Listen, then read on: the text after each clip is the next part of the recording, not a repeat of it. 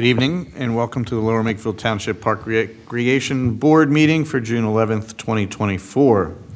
Our first order of business on the agenda is roll call. On the line, I believe we have Mike Blundy, member of the board, Kim Rock, member of the board, Rob LaBar, member of the board. Here with me is Michael Brody, our illustrious Director of Park and Rec, Monica Tierney. I believe we also have some members of the Macclesfield Park Study Committee online as well.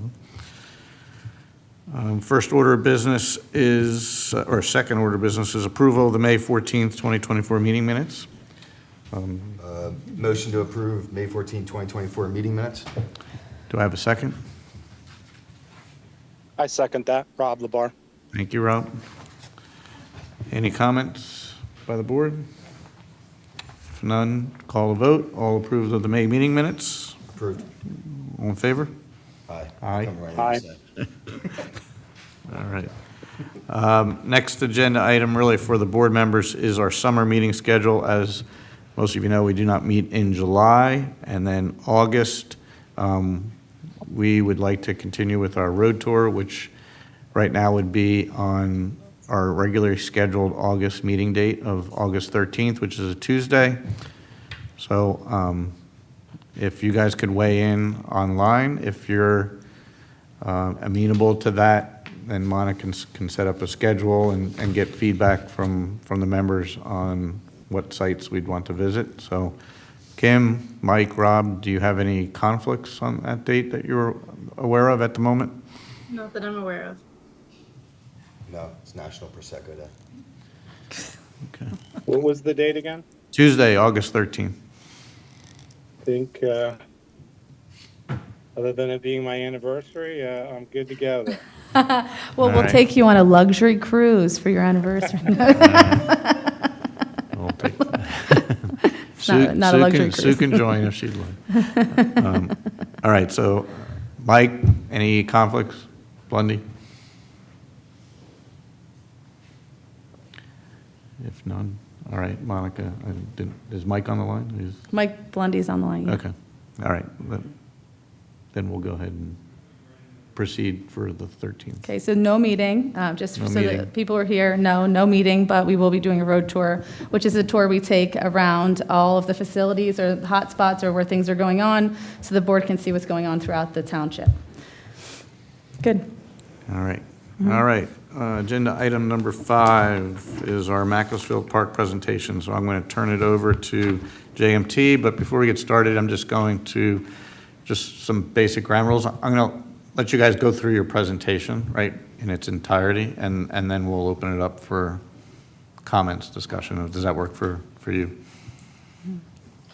All right, so I'm going to turn it over to you guys and let you begin. All right, thank you. I'm Andy Mears. I'm a landscape architect with JMT. I've been doing park and recreation planning for almost 30-some years now. A lot of that with active recreation type facilities. With me is Neil Beach. Neil is our transportation and trail planner from JMT, and also Ann Toole from Toole Recreation and Planning. Ann's role on the team is operations and maintenance. So we really took a comprehensive team approach to this project. The purpose of the project was threefold. First, to rebalance and reshape Macclesfield, due to the high traffic, congestion, safety, circulation, and overuse and a lot of those issues. But primarily safety was our main charge as the driving force. Also looking at ways to create a plan moving forward that could address some other unmet needs and other park users and really determine the capacity of the site for active recreation. So that was our main charge, which we tried to keep in our back of our minds as we designed and went along in every step of the way. The Master Plan Study Committee had a really difficult job. This is a really difficult project with a lot of different pieces, a lot of moving parts. The committee was well represented by neighbors, folks from the different sports groups, and certainly people with some special interests. Some of them are here tonight, but really, it was a concerted effort, and the word you'll hear me use over and over again is compromise and balance. And the committee really did an excellent job of that in helping us in the direction we went, but also in listening to each other, because everybody had a different perspective, from the neighbors to the sports groups and the other special interest groups. You know, listening to everybody's perspective and then trying to come up with the compromise and the balance was really important and really helpful in helping us shape the plan. We're really going to focus on two things: the near-term plan, which was the short-term solution to really address the immediate problems of the safety. That's really how these two plans came about. And then the long-term vision plan is a comprehensive approach looking at the entire park and really how to reshape that to make it more of a community park. Because what we really heard is that the park is really dominated by sports. It's really looked at as a sports complex and doesn't accommodate any other uses. So in order to do that, we recognize that there's some inherent challenges with that. You know, there's not enough sports fields as it is. We know that there's some needs. We also know that there's not enough land, and there's other places we may have to look at. So the short-term plan solves the immediate problems, but the long-term vision looks at reshaping it into a true community park, but also we have some solutions or some other steps that need to be looked at before that can even be entertained. So please keep that in mind as we go through that. And then we'll talk a little bit about next steps and where we go from here. So I'm not going to go through all this because we have a lot to discuss, and I'm sure people have questions, but online on the township's website, specifically for this project, there's a special meeting dedicated just to the site analysis that shows all of the problems, all of the things from... Can we go through that? From the... Can we go through that? I would like to see that. Traffic's one of the most important parts of this project, so I definitely want to go through the traffic study. Well, Neil will talk a little bit about the traffic. What I'm saying is there's an entire hour-long presentation on just the site analysis of everything we talked about that's more in depth. Certainly the vehicular and the pedestrian conflicts, the circulation system, the access aisles. I mean, you can see people parking on the grass. You can see where people walk. I mean, I'm just giving you the highlights now. I'm telling you there's an entire presentation and a meeting dedicated to show our understanding of that. The capacity of the parking, there's not enough parking there now. You can see, you know, how it is. I mean, you can see that gentleman there. He's wearing a vest. I mean, I think that says what's going on there. Everything from the signage, but really, you know, we talked about Ubers, new ways of people dropping off at the park, and especially at the main intersection there, to back up and the jog. So, why is this? Is there a delay? There it is. You know, not following the signage. We've got striping, 3 different stripes, in, out, one-way, two-way. You know, the intersection. This is actually a picture of an Uber here of someone dropping off right there, backing up and then turning around right in the middle of everything. So there's just a lot happening there, a lot of mixing of the pedestrian and the vehicular circulations. People are using that. There's no walks. So it's just an unsafe condition. There's no drop-off areas. People make their own drop-off areas. You know, as well as with signage, light pollution, all the other things. But those are just some of the traffic issues. And then you can see in the video here, you can hear the cars honking, people coming, going left, going right, trying to turn in. So those are just some of the inherent problems that are there, just to highlight a few for you. But as I said, there's a lot more there. There's also another meeting on understanding the field use analysis and the summary. We looked at all of the fields. We've met with the sports groups. We've gone through their numbers, what their needs are, and really trying to understand their needs, their unmet needs, and how they use the parks, not just this one, but other parks, to meet their needs. And what we came up with, the conclusions in follow-up, we had a discussion with each of the groups. We had a sports forum with them.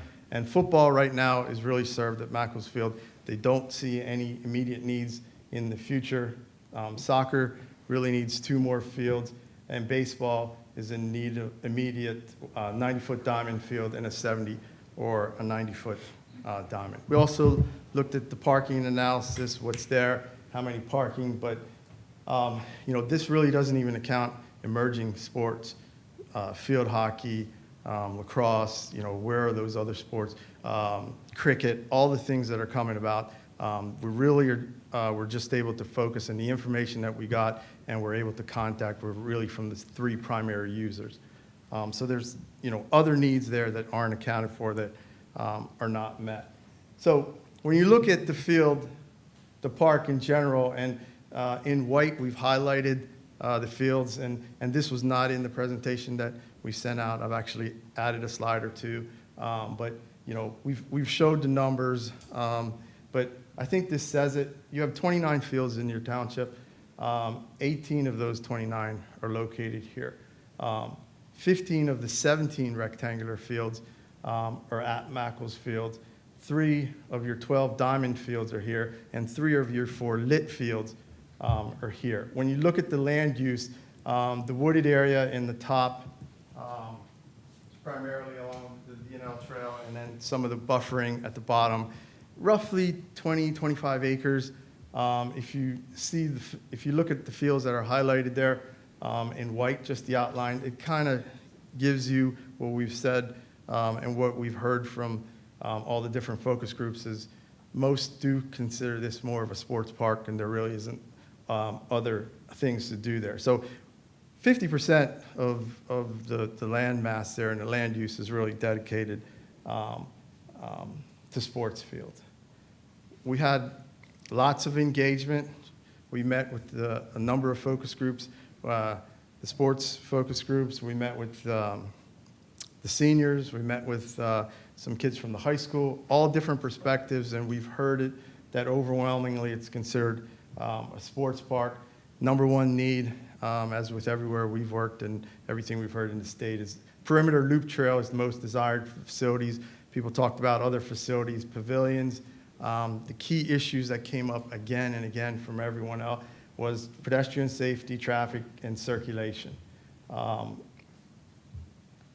And then the neighborhood, obviously we had some specific, our neighborhood meetings, and we heard a lot of the same thing. We heard the good, the bad, the ugly, traffic, impacts to their neighborhood, safety was a primary concern, and certainly light pollution was one of their main concerns.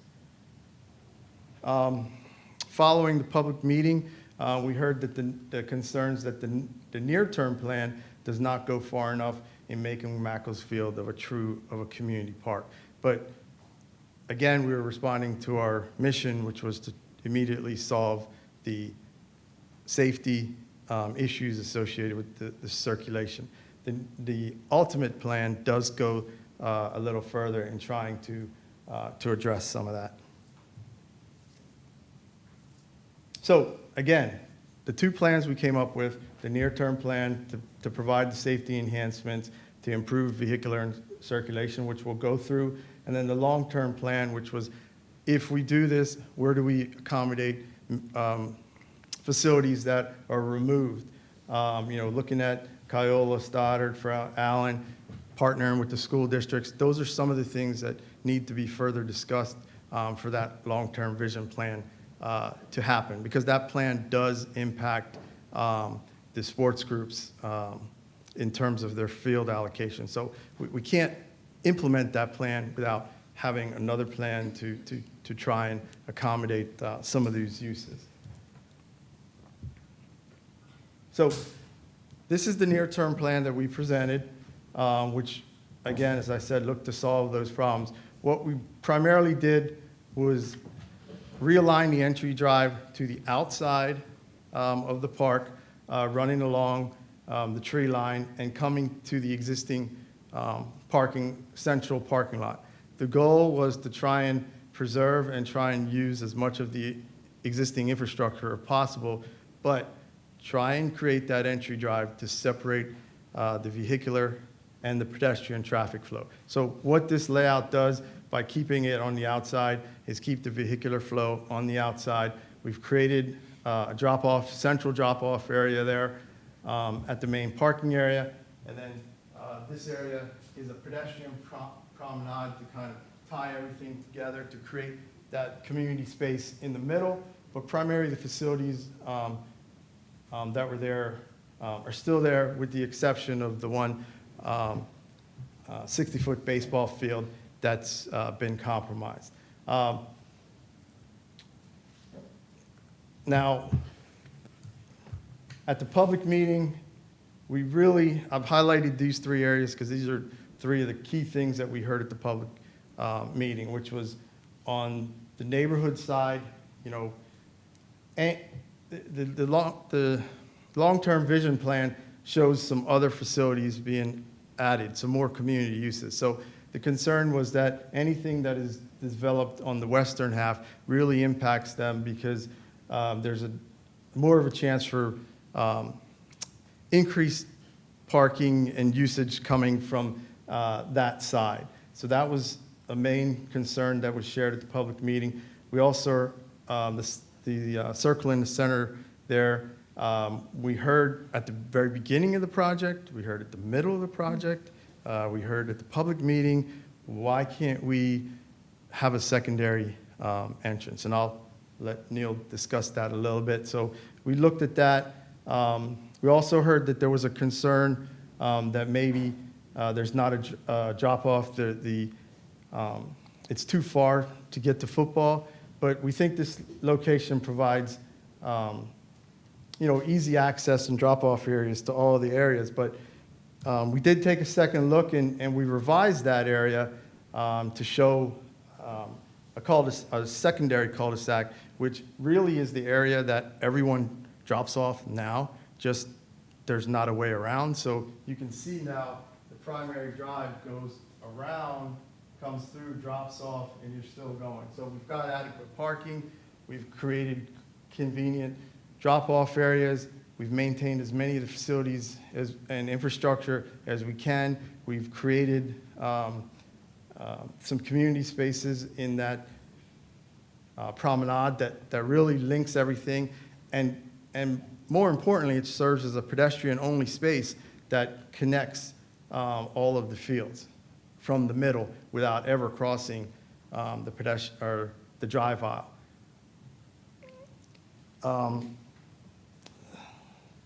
And we've also made provisions for stormwater management.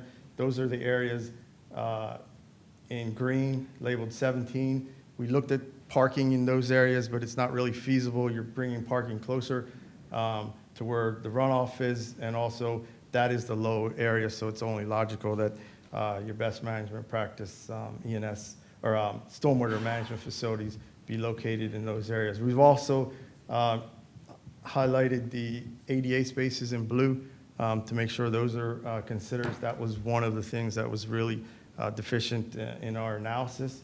And I'm going to turn it over to Neil real quick to talk a little bit more about the circulation.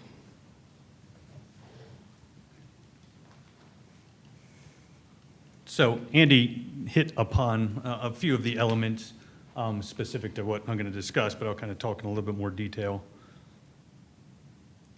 Which one is it? Let's see if that works. There's a delay, so I've been using this one. Okay. Yeah, hopefully it doesn't go 3 times. So this is just a little bit of a blow up, but let me talk a little bit about, I would say, kind of the circulation patterns themselves. So Andy mentioned that one of the main charges was with regards to safety and kind of the traffic congestion, specifically at the entrance to the park. So the loop road around the facilities really provides benefit associated with protecting the safety within the parking area where a lot of the pedestrian use is in and out of the vehicles to the fields and back and forth. It also avoids a lot of the congestion associated with parked or vehicles backing out of their parking space and conflicting with vehicles that are traversing to other locations of the park. So that's I would say the driving factor with regards to the loop road. There was a lot of discussion specific to a second entrance. So we have investigated that a little bit. We have been in contact with PennDOT, just with, I would say, hypothetical discussions, not really knowing the location, but just a general discussion with PennDOT with regards to the validity of the option of a second entrance exit, or access point, maybe is a better way of putting it with regards to the park. The way PennDOT views it, with regards to the amount of frontage along the PennDOT road, along River Road, the frontage is greater than 600 feet, so they would consider allowance of a second access point. So the study will include not a discussion and some recommendations with regards to further studies that would need to be happening to make sure that it would be feasible in PennDOT's eyes.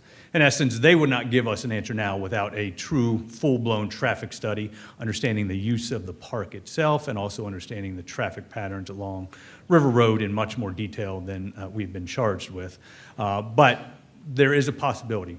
And if that is an option with regards to that second access point, I think part of that study would have to be looking at, is this a one-way loop or is this a two-way loop? So we've heard that throughout some of the comments with regards to why isn't a second access point being looked at or considered. I think that we're at the point where it will be considered. We've had enough discussions with PennDOT to know that they will at least hear the justification for it. May not be warranted or not.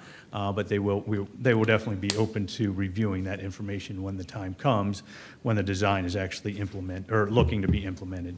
Andy mentioned also that second drop-off point. We had one drop-off point near the back of the park. The second drop-off point just really provides, I would say, a drop-off at a different location of the park, specific mainly to the football fields, but also provides some benefits to the soccer fields and baseball fields as well.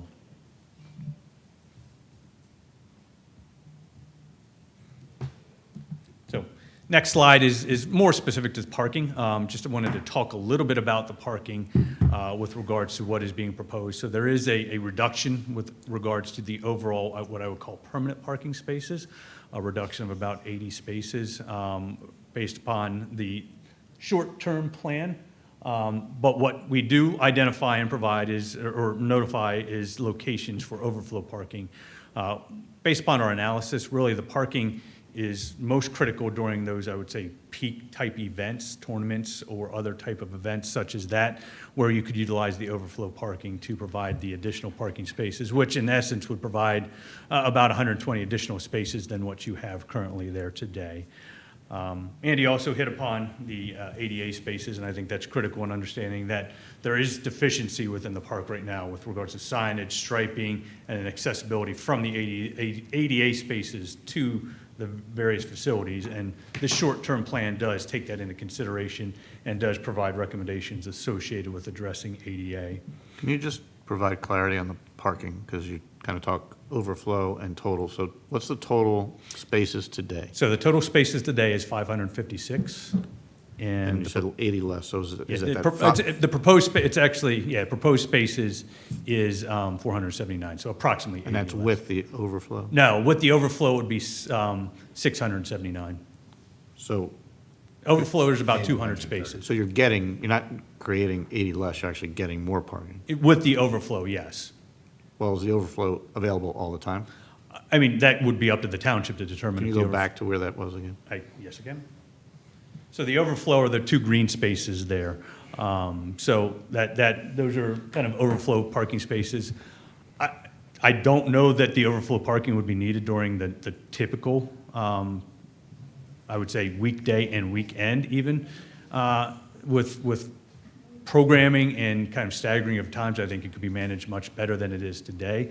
But it is there for what we would consider the need during peak events, which are more tournament-type events. So,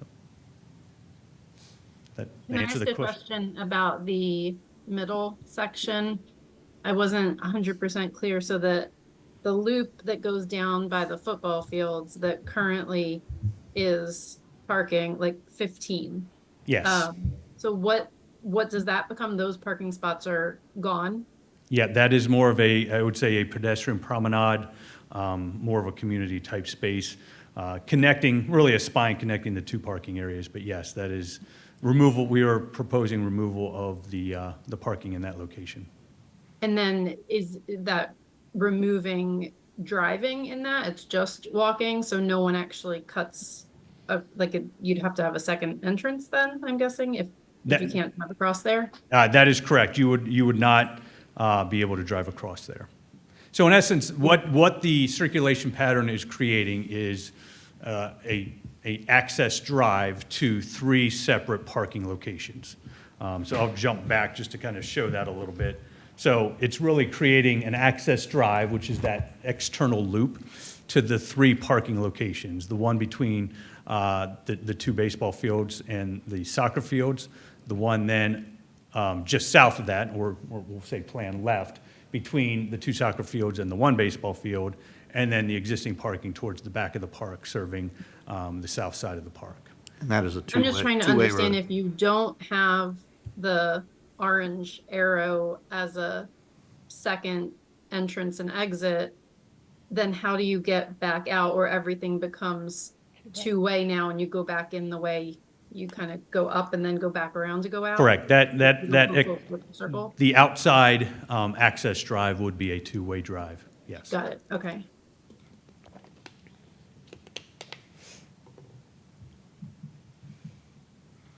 The other consideration with regards to some of the feedback that we got throughout the process was the desire for walking trails within the park.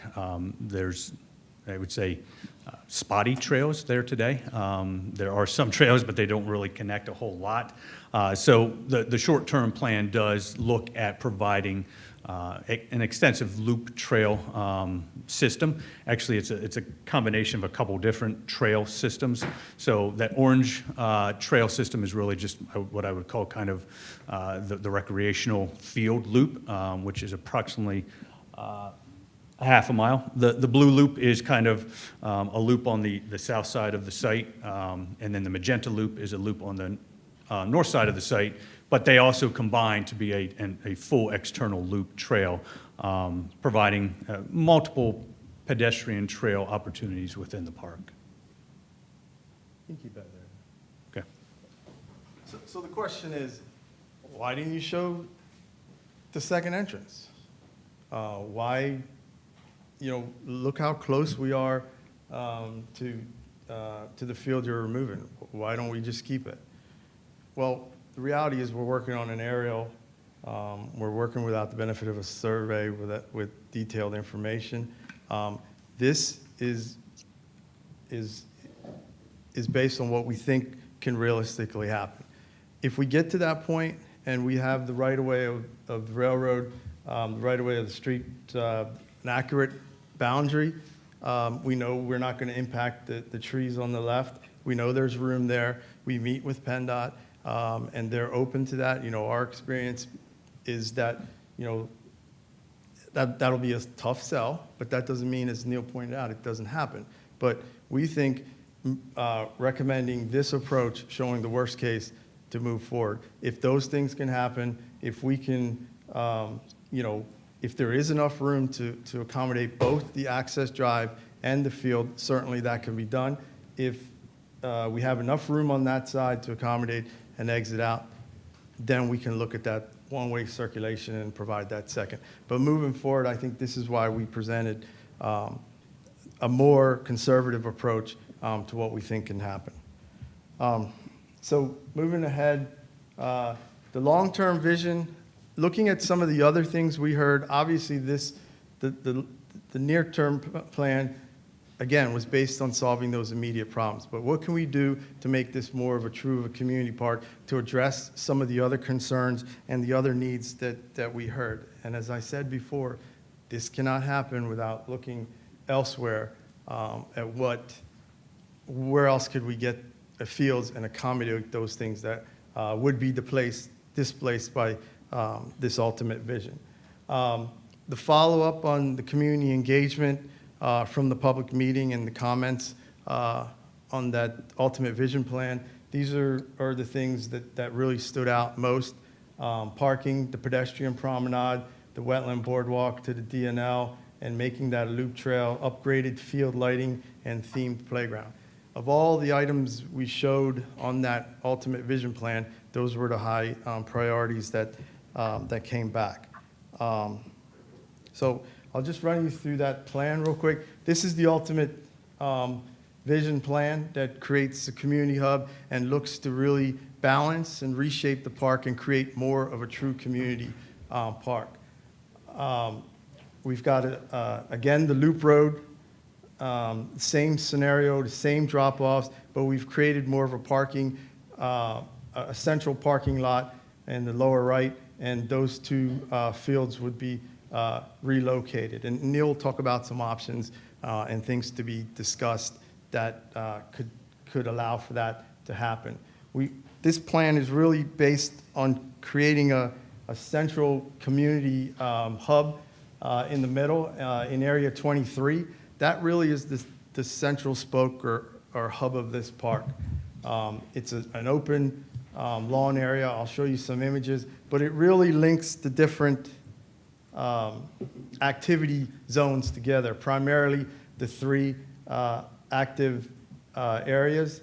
There's a family area in the top left at the top blue arrow, the football area, and then the soccer active areas. And everything is tied together with that open space. The other thing this area does is allow for the loop trail from the DNL at the two spots, and also allow you to take advantage of that green space along the trail. So I'm going to just quickly highlight some of these areas for you. In the middle of that central lawn area, just some rest stops where people can sit, enjoy the open space. The central lawn area, this could take on a lot of different shapes. This is just one image, not saying this is the design, but it could be something like that. It could be just a simple lawn area. The idea is that it's a central space for everybody to be used for a lot of different things that would really tie everything together. A themed playground, something very specific, a destination type playground. Again, that would serve lots of different users, but also serve the younger kids who may be coming with the older kids to the sports programs.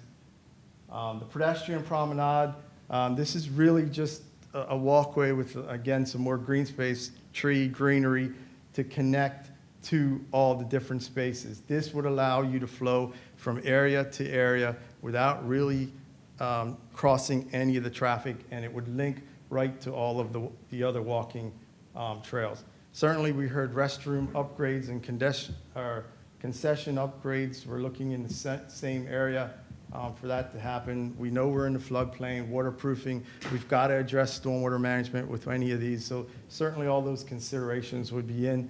And then the overflow parking, this would be a larger area that could accommodate more, but also more flexibility. This could be used, for just open Frisbee, less passive recreation opportunities.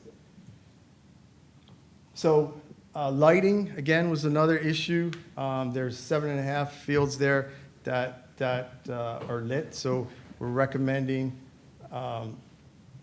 that 4 of those fields be lit, which would be the 2 soccer fields and the 2 football fields, because in the ultimate vision plan, those 2 ball fields are removed. So we're looking at reducing from 7.5 to 4 lit fields. We're also recommending LED lights. If you look at the images there, the top images, the left one that's Villanova's field. Before they put in the LED lights, you could see the shields. You can see the reduction in the night sky glare. You could see how the lights are shining down. So misters, just trying to incorporate some water play, some things not just for the playground, but to complement that, but also serve to complement the sports fields as well. A small skate spot, not a big skate park or pump track, but just something along that line to add to that family area. Some outdoor game courts, the pavilions, community pavilions, larger pavilions that would have comfort facilities, just to kind of create some other uses, more community type uses in those areas. And then the boardwalk areas would connect through the wetlands and connect to the DNL.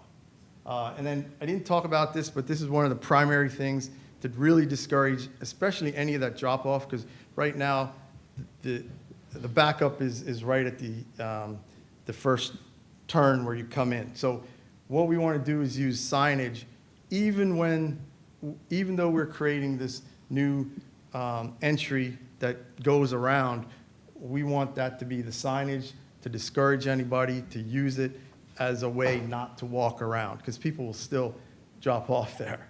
So we want to make sure they follow the direction of it. So we've incorporated something aesthetically, but really have more of a purpose and a structural deterrent to facilitate those older movements. And then you're already doing great things here with your Art in the Park program. Let's incorporate that here, and especially in your signage program. So, you know, that ultimate vision plan does impact a lot. So if the message is, if we want to reshape, rebalance Macclesfield into a true community park, it has lingering effects. We can't do one without the other. So how do we begin to even look at that? Well, we've got to have discussions elsewhere, because that can only happen if other things can happen. So we looked at some of those ideas and just wanted to run through a couple of those with you pretty quick. So I'll turn that over to Neil quick.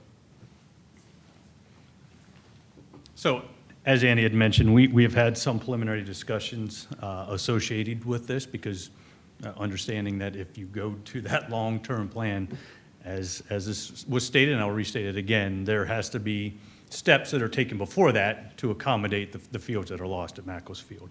And could even be the case with regard to the short-term plan and the potential loss of the one baseball field.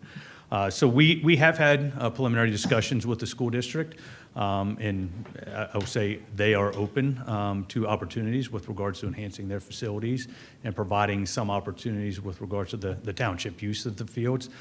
We've just kind of identified a couple different sketches, and these could take a couple different shapes and uses, but at the Pennsbury Middle School campus, looking at upgrading some of their fields, understanding that it's balanced with the three different schools there and the three different school athletics that they have going on throughout the year. But we, like I said, we've had those discussions with the school district, and they're open to continuing those discussions for looking at opportunities for providing additional fields for use by the township. Another school that we had investigated, currently being used to some way, shape, or form with regards to the baseball fields, the diamond fields, as well as some practice fields for soccer, but looking at opportunities for Edgewood Elementary and kind of enhancing that and enlarging the use of those fields. Also looked at the opportunity for lighting some of the existing ball diamond fields, understanding that the short-term plan eliminates one lit field potentially. We looked at the opportunity for lighting some other baseball fields, diamond fields throughout the township. And this specifically identifies Kiola Park as potential for lighting a 60-foot diamond as well as a 90-foot diamond field. A 70-foot diamond and a 90-foot diamond field at Kiola Park. So again, understanding that for implementation of this plan, there has to be kind of an intermediate step to identify where those fields are going to go and how we're going to accommodate the athletic associations, and understanding their needs and making sure their needs are met if the reshaping of Macclesfield does take place. So what is next? Our next steps with regards to the planning process is really to look at kind of an overall operations and maintenance plan for the facility, finalize the budgets with regards to the near-term plan. We will then also be presenting to the Board of Supervisors and looking to finalize the plan in the fall of 2024. So with that is our presentation, and I'll kind of open it up right now to the board for questions, and then you can take it from there. Great, thank you for the presentation. Job well done. I know it was a lot of meetings, a lot of diverse opinions, a lot of diverse thoughts, but I think a collaborative approach to putting together some solutions, and I'm sure that our board members have some questions. So on the line, Rob, Kim, or Mike, do you have some questions for the team?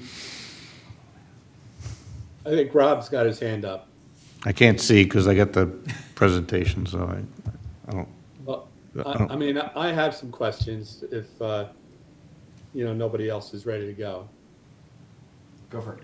Go for it. All right. Hey, could you put up the slide that shows, the parking area? The whole park.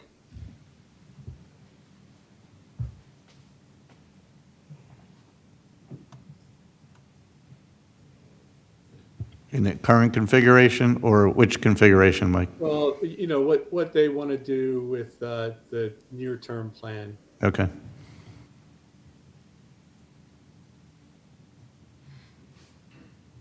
So while you're getting that, I mean, I looked at it and I'm a big proponent of having a second egress.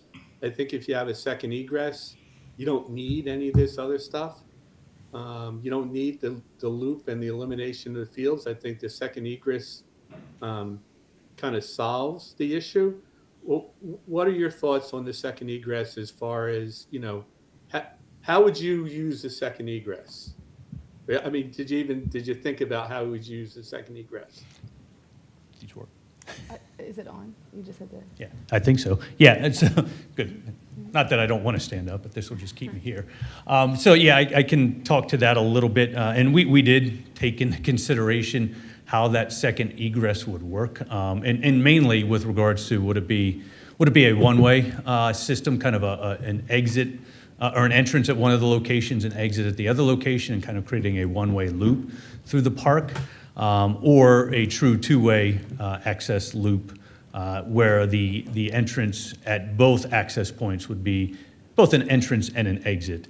And without, I guess, the benefit of a full-blown traffic study, just based upon the proximity of those two entrances, I think my initial thought with regards to a recommendation, not saying a recommendation specifically, that it would be a one-way loop, creating an entrance at the one access point and an exit at the other access point. And the reason for that is the proximity of those two access points.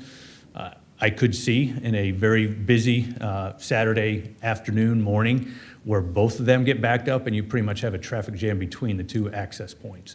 That way, if it is really an entrance and an exit, it may work a little bit better. But again, this is when we made the statement that while it is something that is acceptable by PennDOT without the full-blown study and understanding what it would do to the traffic along the state route, I don't know that we can say exactly which is the recommendation. But those are the two options that we could see with regards to that access point. I'm not You traffic. wouldn't think that the loop would still be necessary in your eyes? I'm going to take that one. Neil is the traffic expert, but I'm going to say that no.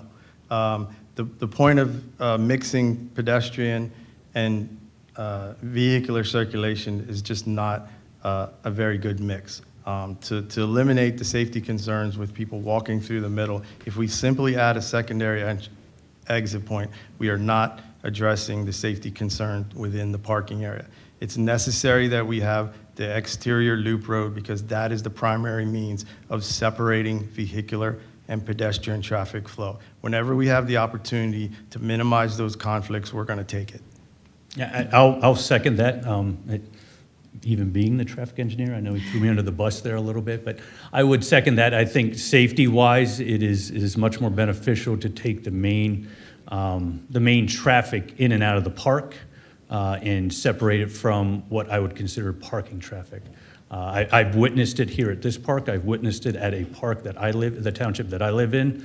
Same situations. It's just a safety concern with regards to pedestrians, but also vehicles kind of traveling relatively fast for a parking lot and vehicles backing out. Yeah, so that's the other thing. I see what you're trying to do is eliminate a choke point at the entrance to the park. But really, the way I look at these parking areas that you have, parking area in the back, in the middle, I guess, that's going to be used by soccer people. It's going to be used by football people. And, you know, I mean, I used to coach the soccer down there. My kids played down there. I was, dropping off and picking up. And there's a lot of people that, want to get to the park all at the same time. And so the back parking lot, I don't know how to call it, the middle parking lot, I see that as people coming and going, and they're backing into spots, they're backing out of spots. There's two-way traffic. There's children, in the parking lot because you need to cross, right? I mean, they're going to have to cross, depending on the parking space that they're in. And I see that as really a terrible design for the way it gets used, for the amount of people that it has to accommodate all at the same time. And to a lesser degree, the first parking I'm pointing at, but he can't see me pointing at it. To a lesser degree, the first one, but where you have the drop off, and I know you want to have a barrier so people can't, drop their kids off and let them out. So you're forcing them to go around through the parking area again, where people are backing in, backing out, and then you're creating essentially like double traffic, because they have to go all the way into the roundabout, and then they have to go all the way out to leave the park. So, and then all the while they're negotiating the people backing in, people backing out, people pulling in, people pulling out. And I see that as being just a poor design for traffic flow. Yes, the traffic flow into the park, is better, but I think that the traffic flow inside those parking areas, it's like the Wawa in Yardley, but worse. It's just very congested, or will be very congested, because everybody's arriving and leaving at the same time. So I guess I would, and I would question, you call it a poor design, which I respect that, but it's For how no, it's used. it's no different than what today is, where every vehicle that comes into the park has to go through all three parking areas to exit. So we're taking a lot more traffic out of those parking areas because they might be going to a specific parking area. Today, with the way it's set up with the one-way loop, every vehicle that comes into that park is going through the three parking areas around the soccer fields now. Well, and I guess the other side, you're eliminating the parking spaces in Area 15. Yep. So how many parking spaces did you eliminate there? I don't know the exact number within that area, but we dropped the Roundabout. number of parking spaces by about 80. That's got to be About about 80? 120. It's 200 yards of football fields, and then parking. It's on probably both about, sides. you're probably correct, because we added some space there where the MACB baseball field is, so it's probably about 120. So The one thing we didn't point out, their primary spots, because a lot of parents, they park their cars there, they watch their kids from their cars, they bring their the siblings to watch, and you're eliminating people from doing that, and I mean. we're eliminating people from doing that because it's a safety concern. People are backing into the spaces, people I are, really don't think I really don't think the parking, that parking area is a safety concern. I think, the slides that you showed of the guy walking in the, with the vest on, like, people park, they're there for an hour and a half because that's how long the practice is, and they decide to walk around in the parking lot because it's it's a flat surface, and it's exercise while their kids are doing their activities. So it's like there's a big rush into the park at once, and then there's a big exodus, And then there's, a rush and an exodus combined because of the way the timing of events are. And, kids are in school all day, and then, at 5 o'clock, they have practice, or at 6:30, they have practice. So, people walk in the parking lot. I mean, if there was a walking area, that would maybe, if you didn't eliminate parking spots, but created a walk-in area. I mean, there are trails at Mac now. People choose not to use them because they want to be near the activities where their kids are.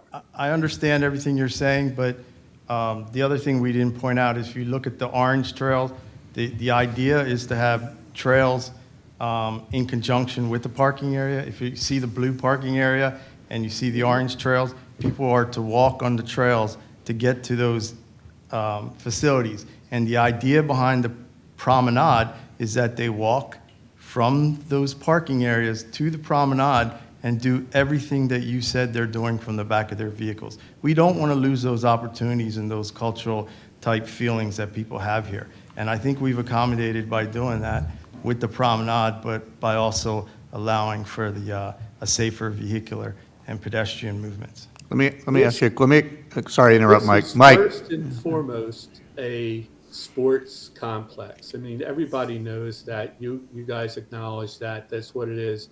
And the way for a 9-year-old, a 10-year-old, 11-year-old to walk to the soccer field behind the football fields from where you're designating the new parking area is, it's a long way, man. It's a long way.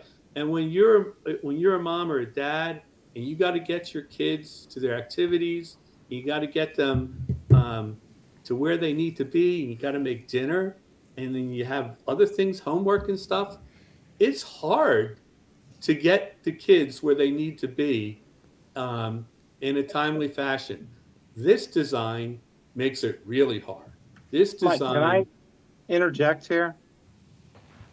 Go ahead. I think you're making the argument of why the hazard is in the parking lot, because people are just parking there. The kids are running in between cars, and that's one of the concerns. And that's not that there's a perfect plan for everything, but this is trying to address some of those. Rob, I understand that, but I don't think it's doing what it's intended to do, and I don't think it's making this park function.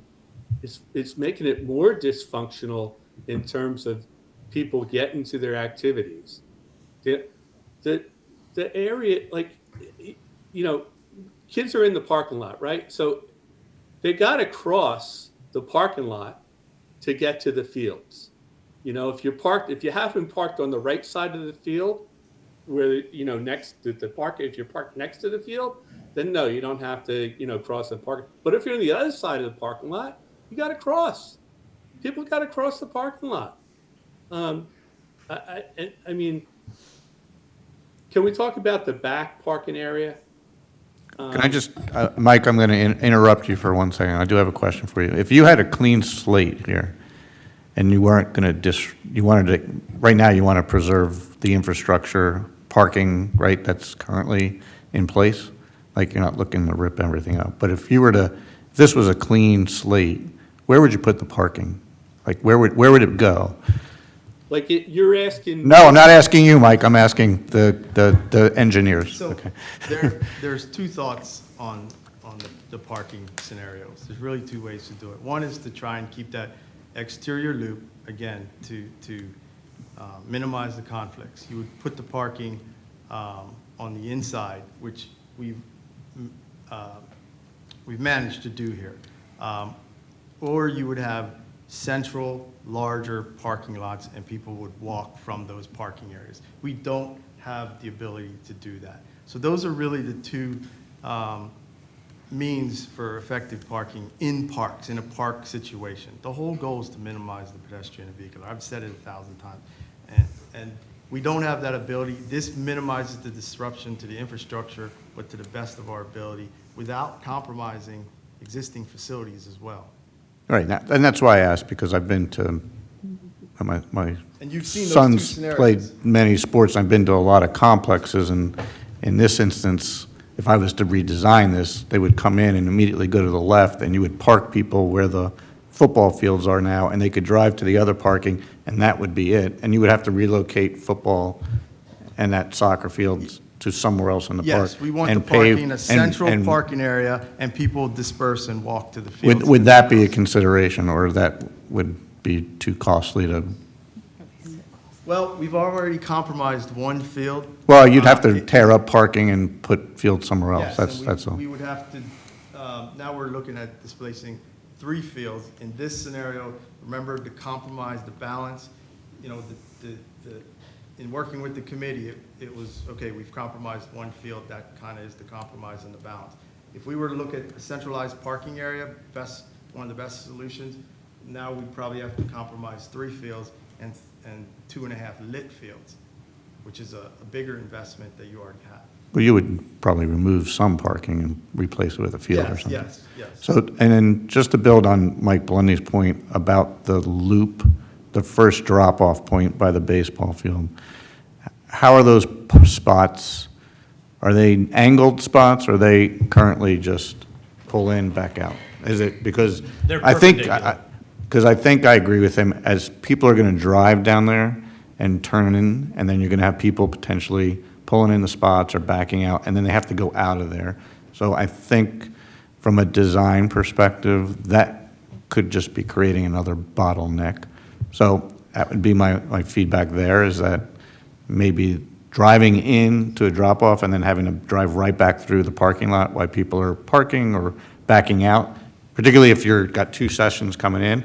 And I know the groups have done a nice job trying to create space between sessions, but if somebody's coming in and dropping off and then people are starting to exit and leave, you could have another parking jam in that, by that baseball field where that drop-off is. So just something to consider, because I know what the intent is, but there might be opportunities to, again, we've seen how cars come in and then they get stuck. And so if there's a one-way parking and, you know, and it's angled, it might make things easier for traffic flow. You guys are the experts, but I've just, So that's a really good point, and I'm really glad you said that. And we recognize everything you said and what Mike said about those 2 parking lots in the middle there. But again, not the one on the bottom right, not the middle, like the These two. the one on the right, that drop-off as they have to drive through, this one and this one. mainly the one that's down Yes. that bottom, right, because they're going to drive all the way through and then have to drive all the way back again. And what we tried to do was utilize those 2 areas because they were already existing parking areas. Sure, I So, understand. The cost of building 2 completely new parking areas where they exist, that was kind of the compromise. Do you need a drop-off? And if it's going to cause more headache, is it required, or is it just a nice to have?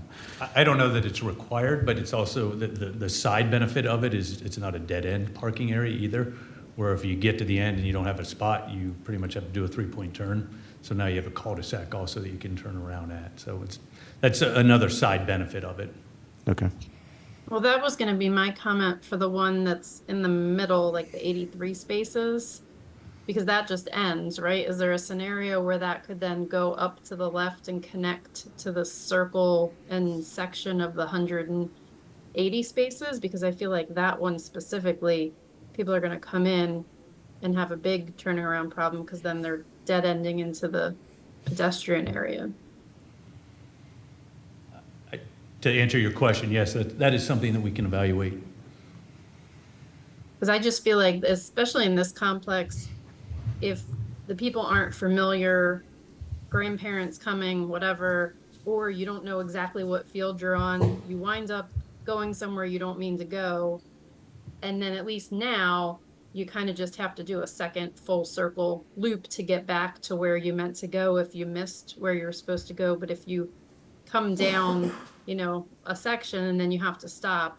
That's my biggest concern, is the bottlenecking of people going down, having to turn around while people are trying to pull in and out. Yeah, Understood. yep, it's a good point. Thank you.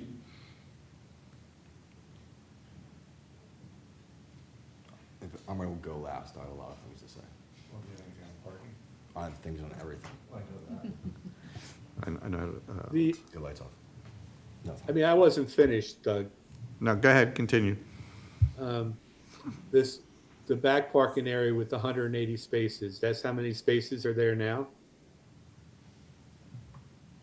Approximately, I think there might be a loss of a couple spaces, but not a lot. I don't know that number off the top of my head, though. But we really didn't change that parking configuration. See, I thought that you might change that to make it more efficient. Did you look at making it more efficient? We extended the parking lot to clean up the edges, and where the rounded part is, we cleaned up some of the parking area there. It's fairly efficient. It's 3 parking, and the way we have it laid out to the cul-de-sac, you come in and you come out, pretty much perpendicular, which is the safest condition there. How wide are the spaces? The spaces are shown at 10 by 20. Roughly, you have to remember, this is a master plan. We're at a very high level of plan, so whether they're 9 by 18 or 10 by 20, we've kind of went worst case, 10 by 20 right now, but ultimately it would be whatever your ordinance allows to try and maximize the amount of parking. Yeah, but in that, just to clarify, in that location, we did not change the space width in that location. And we did not change the space width in any of the locations that have existing parking already. Yeah.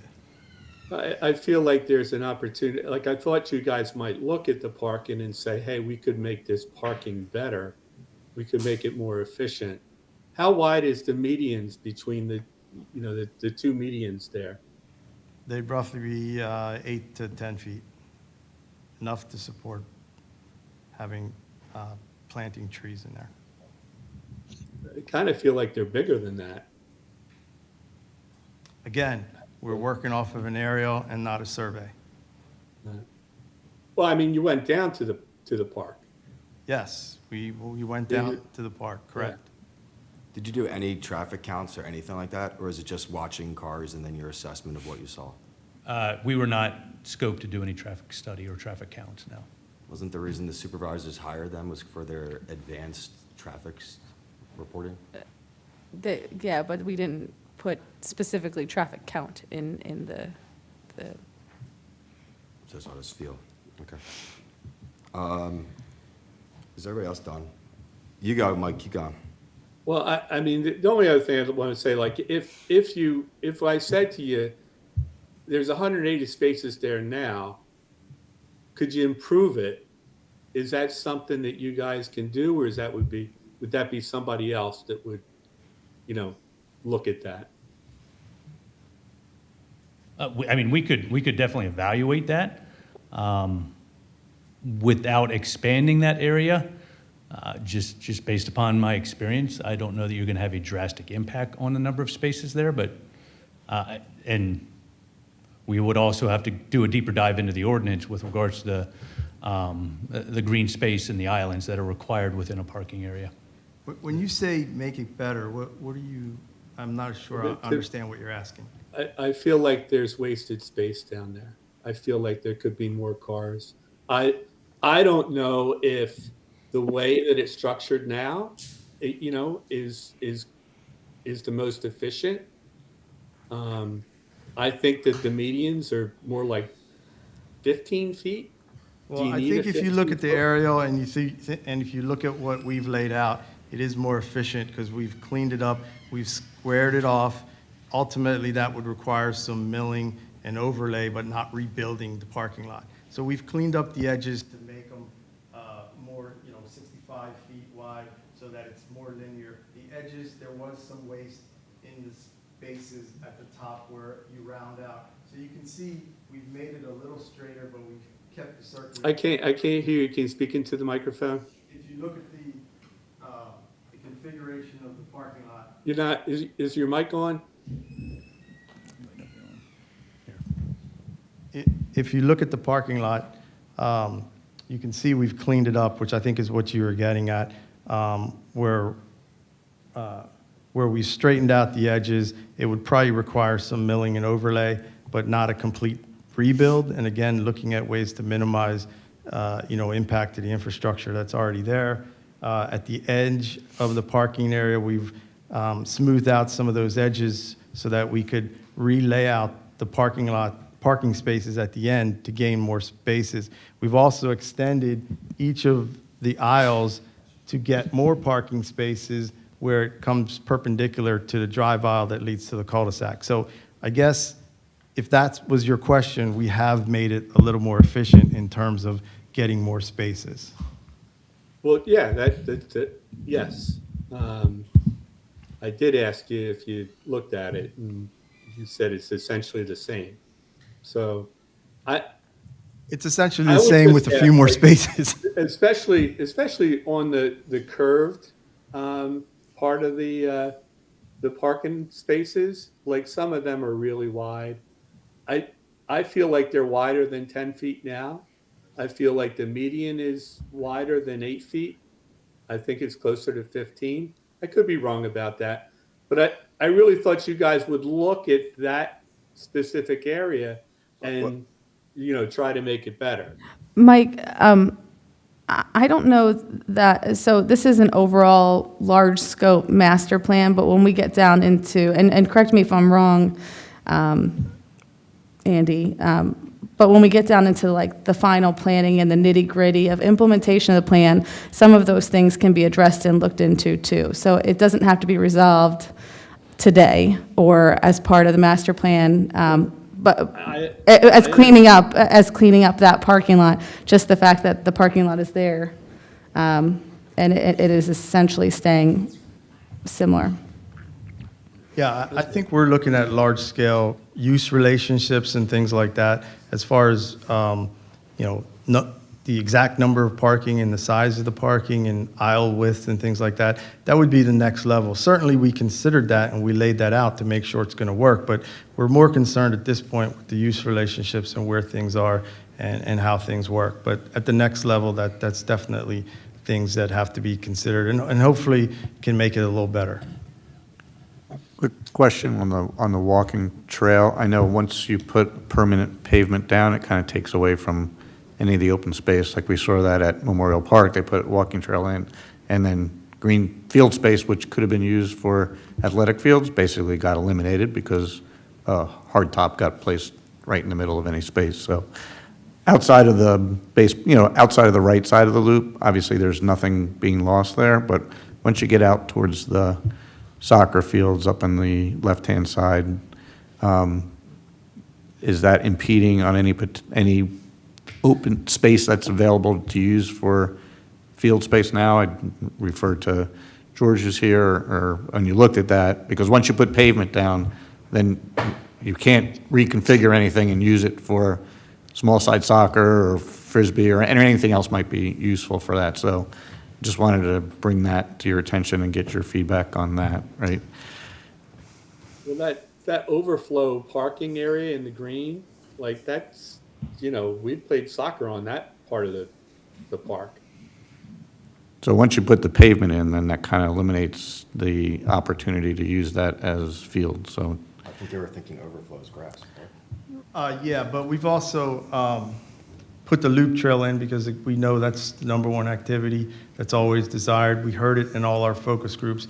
We heard that there wasn't enough. I understand for that, but people. it's a sports complex. It doesn't mean it has to change to another park, but I've been to plenty of parks that are just sports complexes. I'm not saying that it has to change, and it can change, but once you add that in there, you do remove the potential for having, the ability to have field space. So If we- we do have walking trails in other places. I'm just throwing it out. I'm not saying we're not putting it in, but once you put it in, you eliminate the ability to have any use for putting another small field in there or something like that. So Yes, right now the fields go, to the north of that orange trail in the area you're talking about, there are some field stripe there. Yep. We looked at having it at the edge of the woods, which would not eliminate what you said, but we looked at adding some meadow areas there, and that area was primarily wet, so that's how we ended up with the trail in that location, but I understand what you're saying. Yeah. I'm finished, Mike, if you want to, or if Rob wants to go. I'll jump in. I mean, I was a representative for the board at all these meetings, and, you know, we did the best with what we had, and I think, you know, the plans that they came up with go into some of your things. You know, there are set things that are there. The turf field is there. So unless you're ready to tear that up and have that gone, that limits what can be done. There's marshland. There's the need for basins, and those were all discussed and talked about. And, you know, I think the one thing I don't like is the way it's perceived that there's a first stage here that we're getting rid of one of the baseball fields. And one of the things I'm hearing is they're concerned that the baseball field just goes and then, you know, it never comes to fruition that it gets moved somewhere else in the grand plan. So one of my concerns is whenever this gets expressed to the board or whatever, they realize that, you know, there may be, you know, stages in this, but they all are interrelated. So if we're going to take away a lighted baseball field here, that needs to be recovered in whatever's decided, you know, at another location. It's, you know, that's an essential thing for the baseball right now. It's a lighted field. So if we could, you know, make sure that that's expressed both to the public and to the board of directors that, you know, this is a domino, and if the first domino is going to fall, then, you know, that baseball field needs to be recovered somewhere else because, you know, we've done the studies, we've done the, you know, the field usage, and those baseball fields are used and needed. So if we're taking away from Macclesfield, we need to put it somewhere else. So that would be kind of my, you know, my 2 cents of different things. One thing I did have kind of a question about for the engineers with the configuration that's up on the screen and the parking. I know that the eventual stage, if we ever get to it, would be to, you know, kind of move around and not have the baseball fields there. But as we're looking at it now, you have 2 baseball fields and all of the parking kind of touches on the baseball fields. Is there going to be an increase in the fencing so that balls aren't flying into the parking lots, or what's the consideration there? I would say that is definitely something that would be evaluated and considered. That is the bigger concern is more foul balls at a baseball field and adjacent parking. So looking at opportunities to protect the vehicles would be something that could be considered. And certainly, I mean, Neil knows better than any of us as a high school baseball coach. The foul ball situations there is really coming, and it's a situation that's there now. But that can only really be fixed by the backstop. Increasing the height of the sideline fence and things like that are only helping with overthrows. That's not going to help with the foul ball situations from the batter. So probably looking at the backstops is probably your best options when you get to that point. And I think right now, you know, with the 2 fields that are there, we lose some of the parking because people don't park near the baseball field because of that. And it's farther away from all the other activities and the things. So if that can be configured, then I think even though we may be losing parking spots, we're gaining them because they're more useful. Where the current 50-70 field is and parking is placed there now, of the 160 spaces that are in that that line dotted to that parking lot, right, where you're losing the baseball field. How many spots are actually on the field? Like, so there are spots there now, so I guess my question is, of the 160, like, what, if that baseball field remained, like, how many spots would still be there, technically? I guess maybe about 80. So if you're saying if the smaller field remains, or if the bigger field remains and the If parking? if you didn't have to take out the smaller field, like, how many spots are you adding because you're taking that field out, right? Okay, yeah, I would, it's going to be approximately, I would say, 45 to 60, somewhere in that range. And does that loop, where the vehicle loop, is that feasible with the baseball field there, or no? That's one of the things, in addition to that second access point, that we would really need to have much more detailed survey, and understand that the space between the existing fence and the existing right-of-way, and what the terrain is within that area adjacent to the railroad tracks, to understand if there was enough space for. Yeah, my question is really is that if you can't find another home for the 50-70 field, and that's preventing you move, like, what's alt B, right? Yeah. That says, hey, I can still do all this, I might lose some parking, but I can still get the path around, so I'm just kind No, of probing there, right? So- We agree that that is something that needs to be written in the plan, that it is considered, looking at opportunities of saving that field while providing that access loop. Understood, because I was just trying to understand, like, what are you giving up? Like, how many more spots are It you would be taking away? about 45 to 60 is my kind of estimate on that, the number of spaces we'd be giving up.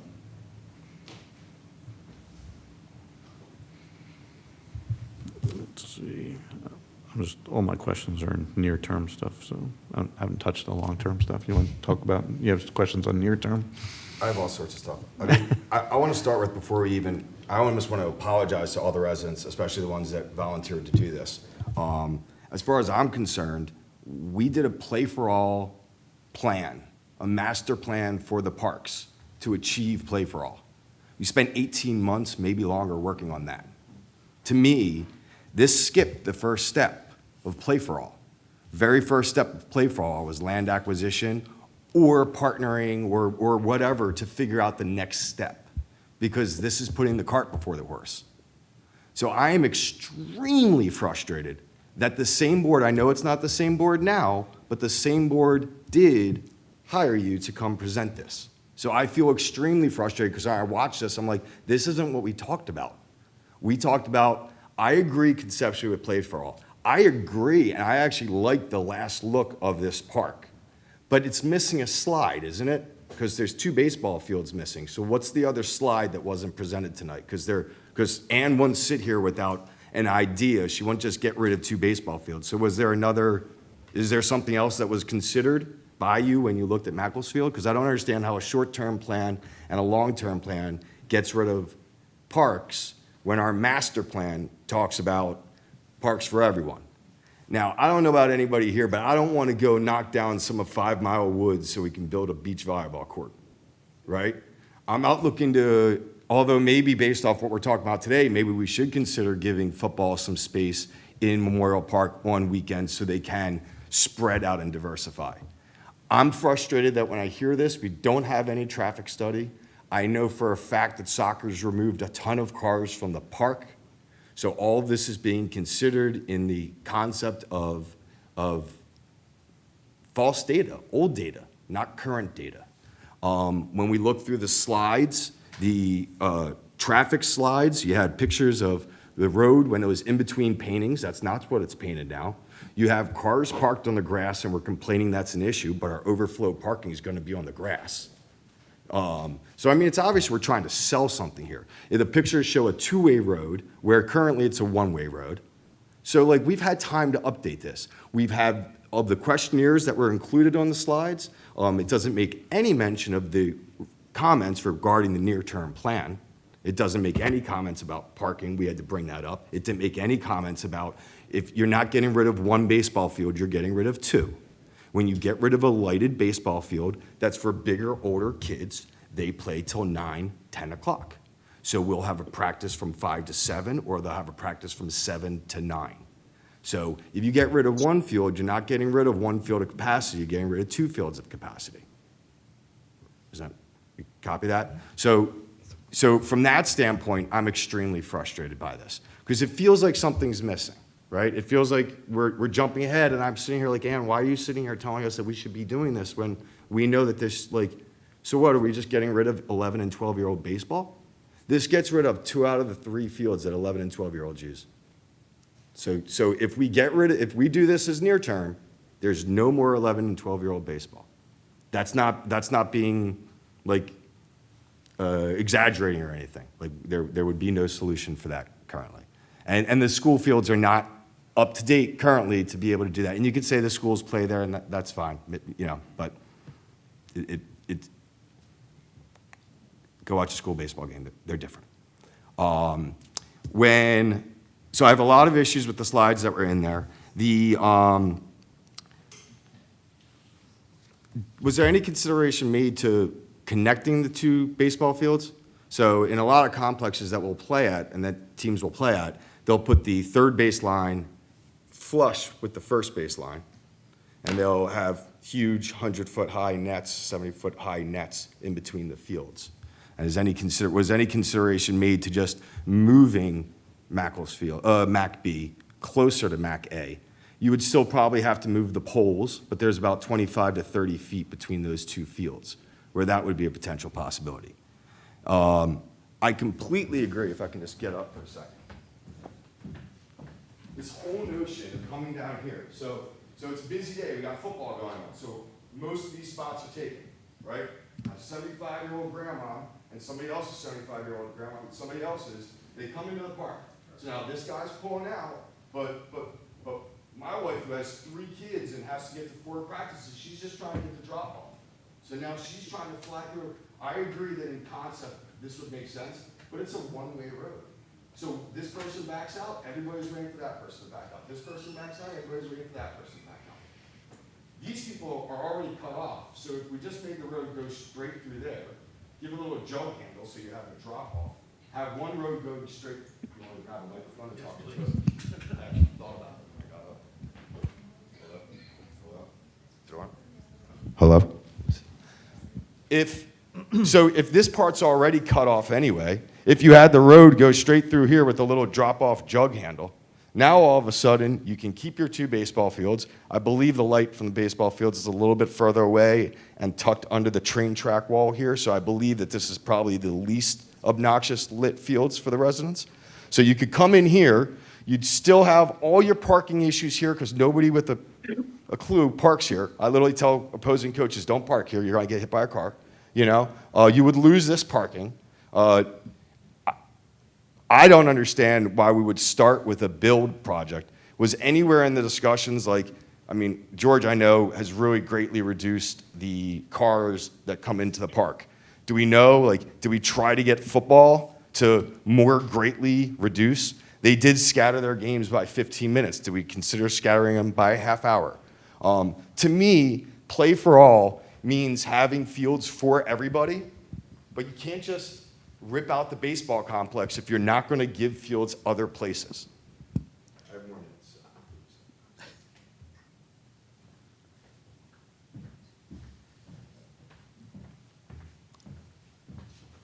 I really would like to see those pictures updated to what's current. I don't think that's a fair representation of what the park is today.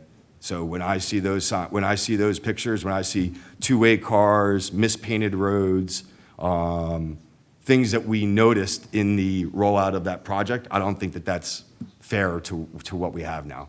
I couldn't even consider approving any sort of plan without a traffic study being done if we're saying we're doing an entire plan based off traffic. I fully support play for all.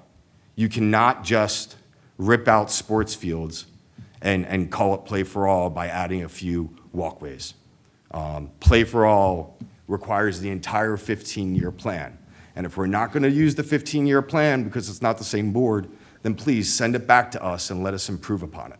Because I don't think it's fair to any one of us here to have a master plan for our parks And then for the first thing we do after we implement that is to not go according to that plan and to not even discuss it. It was like 2 meetings later, 3 meetings later, we were approved of CAPRA.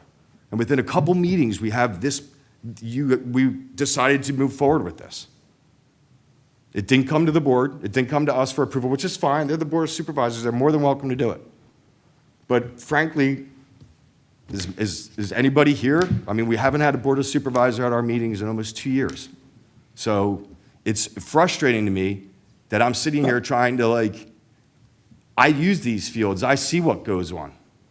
I don't know how long PAA's been here. I know soccer's a 49-year partner. Have they done everything perfectly all the time? No, I'm sure they haven't. But I know in the 5 years that I've been on the board, they've given back fields, they've reduced usage. I think they've gotten nicer in terms of, the things that I've heard they did. But at some point, we have to move forward and say, you know what? They've been a 49-year partner. They've always paid us. It's not their fault that all these times they run tournaments, that they were allowed to run, that they were permitted to run, Mike. and that they made money off of Mike, I know you got a lot on your mind, but maybe that should be taken up with the Board of Supervisors. And Well, this is my. you have an opportunity to go to the Board of Supervisors meeting and tell them your opinion, but for here, we'd really like to keep moving Very good. and provide feedback So my other on the feedback plan. is, I feel that the Zen City means of communication was quite ineffective. One of the things has 11 comments. We had I think there was about 25 to 30 people there the night that you guys did the presentation. Is that too many? Is it less than that? But I don't think Zen City was effective. It's frustrating that none of the negative comments from Zen City, except for the things against the sports stuff, seem to be included in the presentation today.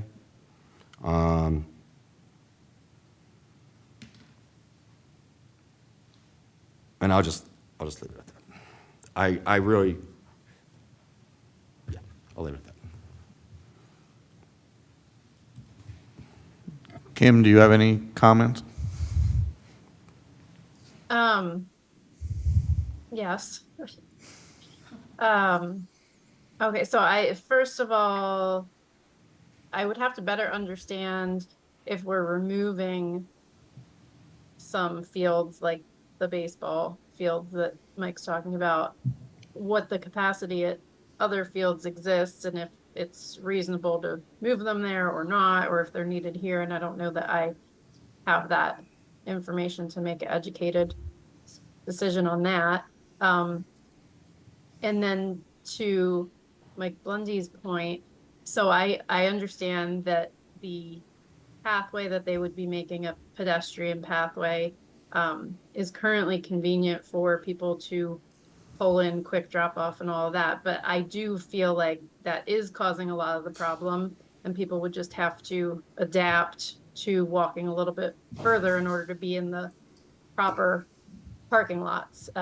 Because that section that, is no longer connected is probably a lot of the, at least what I see from my experience, issues of kids running across, parents double parking, four-way flashers, pulling up on the grass, trying to watch from the car in the rain. And I'm one of them. I've sat there and watched in the car from the rain because I didn't want to be out in the rain and I could see from the parking spot. But I think for the safety aspect, people would just have to adapt that you can't pull into that area. So I do agree that it's a much better safety perspective, the way it's laid out now. My comments are more the bottlenecking, like I said before.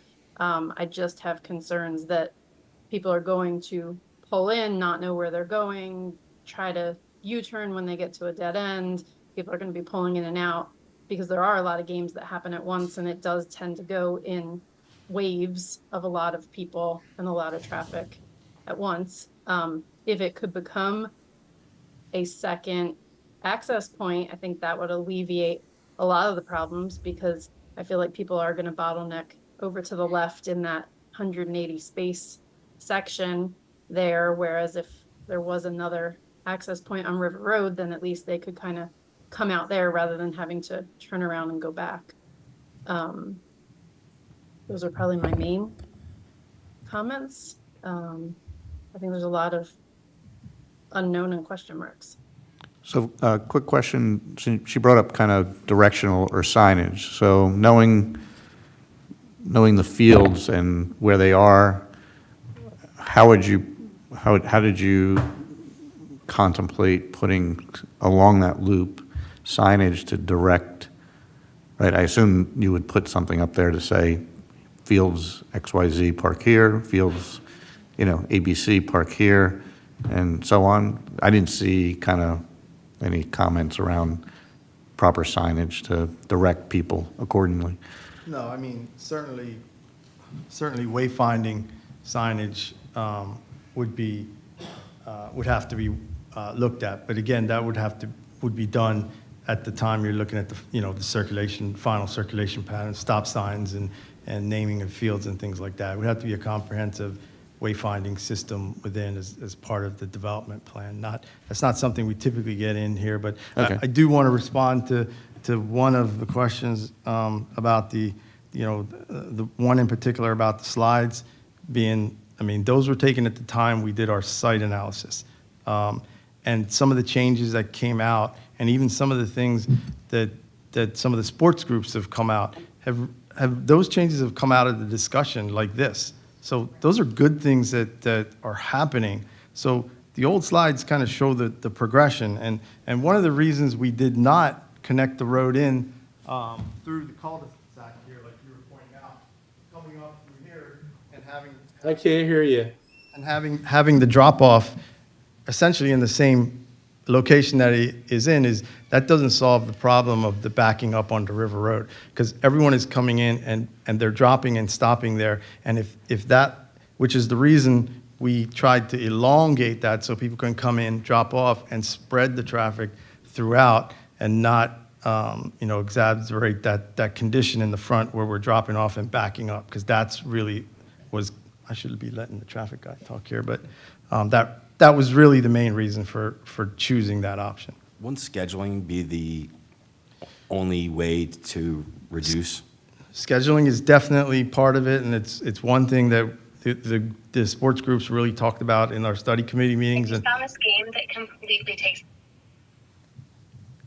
And I think that's, again, something that has come out of the hard discussions that our study committee had. And some of the groups have really taken the lead on looking at reprogramming and scheduling already.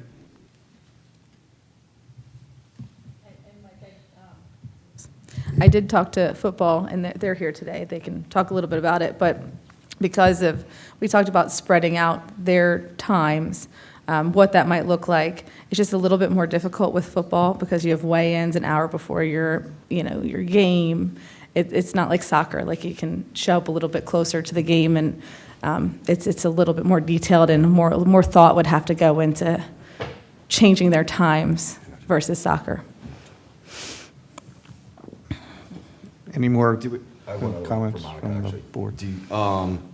Adding this, I feel like one of the things that's probably nice about Macclesfield from a staff perspective is it's probably more grass cutting, I would think. Would having promenades and more path space, how much staffing increase would that lead to? Cost of repaving? Would these be paved routes, or would these be some impervious surface or something like that? Yeah, so I'll just address that. I mean, if the next step slide identified that one of the next things we will be looking at is operations and maintenance. So that will be taken into consideration with regards to the cost. Is that for both near term and the longer term, or is it more just for the near term? Primarily for the near term. Okay. But do you think with scheduling improvements and a real traffic, and a formal traffic study, I'm trying to use the correct terms, could you envision this drastically changing from this? So I think the scheduling definitely could help, but I don't think with the number of fields there, unless you reduce fields. I mean, it's over-programmed. There's too many fields there now. That's what's leading to the problems. In regards to the traffic study, I mean, you really wouldn't do a traffic study until you, again, why am I answering this question? Until we're trying to figure out, are we going to get that second entrance? Are we looking at a light situation, which is probably not ever going to happen. But that's when you would use traffic study to warrant that. There's nothing that warrants an official traffic study. We're looking at the circulations and the problems there. That's really was the limit of our scope, and typically what you would do. You wouldn't get into an official traffic study and counting cars until you were trying to use that to get something approved. Is that correct, Mr. That Chair? is correct. I mean, once you had I would say a more firm plan of the number of parking spaces that are ultimately going to be there is when you would start to develop the traffic study and analysis. It'd be good to see us apply out what YMS did on their projected counts, because if we're not going to do an actual one, that wasn't terrible. They've been privy to YMS's. So just to address some of that you said so much at one time, so I'm just trying to tackle what I can as we go. But to address some of the comments about pictures and things, when this study started and they were doing their site analysis, there were some recommendations that we could address right off the bat, right? So while their pictures may be aged, you're seeing the two-side, but that resulted in us trying the one-way or trying the field reduction with YMS, because that's something that we could do right now and to try and make things better right away. So those pictures may seem aged, but at the same time, we're trying things, trying to implement. And whether the one-way, worked in the way that we wanted it to, I'm not sure. That there are some issues with it. The width of the path is very wide, so we have people whipping around while people are trying to drop their kids off. So it's like a different new problem caused by one way versus, now it's just like a whole different problem, So I'm not sure that resolved any issues anyway, but it was always meant to be something temporary until we could really move into a more near-term plan. I appreciate it. Do we have any public comment on the near-term plan? Or committee members that want to speak? Come on up.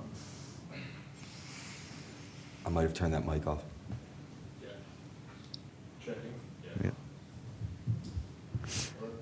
It takes a second. Try again. Hello? Okay. Hey, thank you. I'm Matt Curtin. I am the President Commissioner of Pennsbury Athletic Association.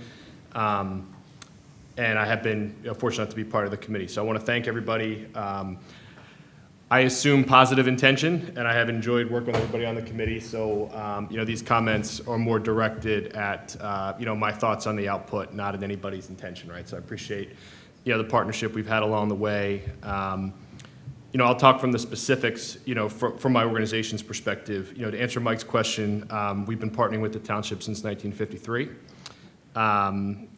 We have 3 fields at Mac, and right now Mac A, which is the 60-90 in the right corner, and Mac B, which is the one that is proposed to be removed, are our 2 best and most utilized fields. Right? I think those fields are most utilized because of the fact that they have lights, right, and that we only have 3 lighted baseball fields, and because of the condition and the location of where they are.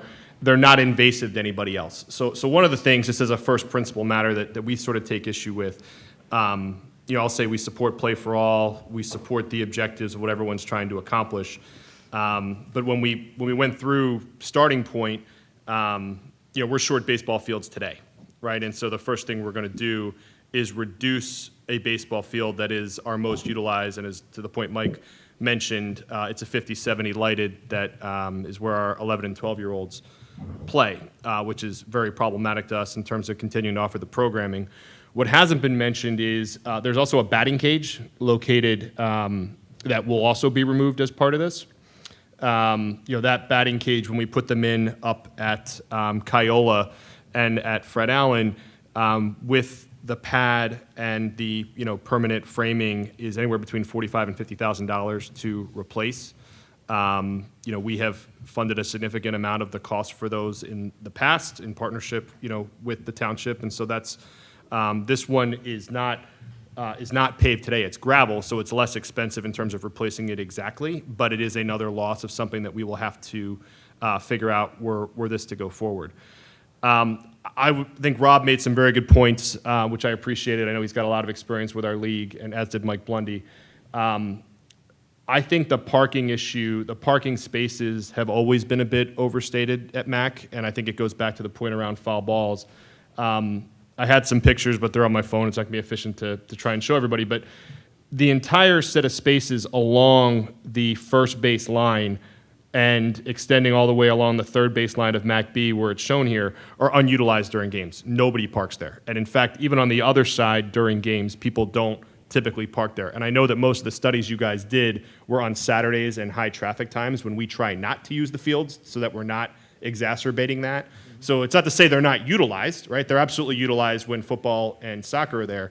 But in a world here where there really is nowhere else to park for baseball but there, right? There's Soccer, right? They park back right. there. What I'm saying is, in this world where there is, so you have to go all the way around, right? Which is I think not the ideal design, because I don't believe that people will use that. And so we have a concern with that just on the merits of the design. I think we also feel like from a cost-effective perspective, getting rid of a lighted field, particularly one that is not invasive and is located along the train tracks and along the canal, is sort of the one that, in the spirit of what we're trying to do with use our lights in places that don't affect the residents, we have been focused on. Look, I will say, and this is not, probably the most, it's never popular to take a stand against safety, so I'm not doing that. But what I will say is I went back and looked at Play for All, and I looked at the minutes from our November 2022 meeting and the first presentation that was shown. And there were a lot of objectives that were in there in terms of things we were hoping to accomplish as a committee.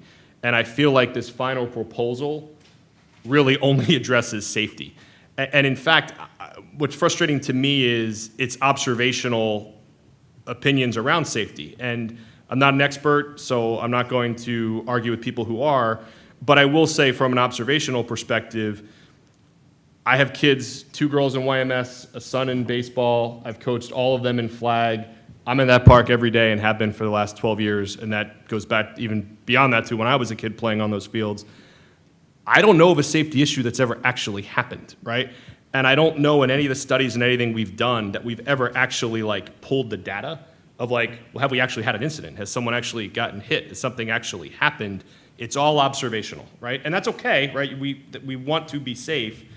But I think what has happened here, and this is my opinion, I speak for myself and nobody else, is we have a problem that we cannot solve without more fields. Period, full stop, bigger picture, okay? So we're trying to solve something to say we've done something, right? And try and get some minimal improvement and get a win where we can. And I'm not opposed to that, but my opinion is, number one, the juice isn't worth the squeeze, right? The minimum benefit that we get from this when combined with the cost and the issues that it will cause for us in particular, but I think also cascading through Parks and Rec more broadly, it's a half measure, and I don't think that was the intent when we got started. We're now talking about an interim plan and a long-term plan, and everything we talked about from the beginning was a master plan, right? And I think what very clearly became evident to everyone was that, oh, well, there really is no master plan without field acquisition, and we can't really go get land or field acquisition, so let's break it up into bites, right? And I think that's what ended up happening here. And to Mike's point, and I'll stop and let some other people speak, I just think it's a cart before the horse, and I think it is not reasonable to make this type of a change without having the rest of it clearly lined out of where it's going. So I appreciate everyone listening to me, and turn the mic over. Thank you. Thanks, Matt. Hi, Lori. Hi. I'm Lori Gray. I am a Lower Makefield Township resident. I also served on the steering committee and really enjoyed working with everyone. I have about 6 minutes that I want to talk, and I'm kind of looking at it from a different perspective because I was one of the residents, and my home is adjacent to Macclesfield Park. So full disclosure for those that don't know. I think a critical component of the current usage at Macclesfield Park, the near-term design plan and the long-term vision plan, is adherence to the Lower Makefield Township ordinances and performance standards. And as residents, we appreciate and are fortunate that the township has such performance standards to ensure the quality of life for all of the residents in the township. So this evening, I'll be addressing two of those performance standards in particular.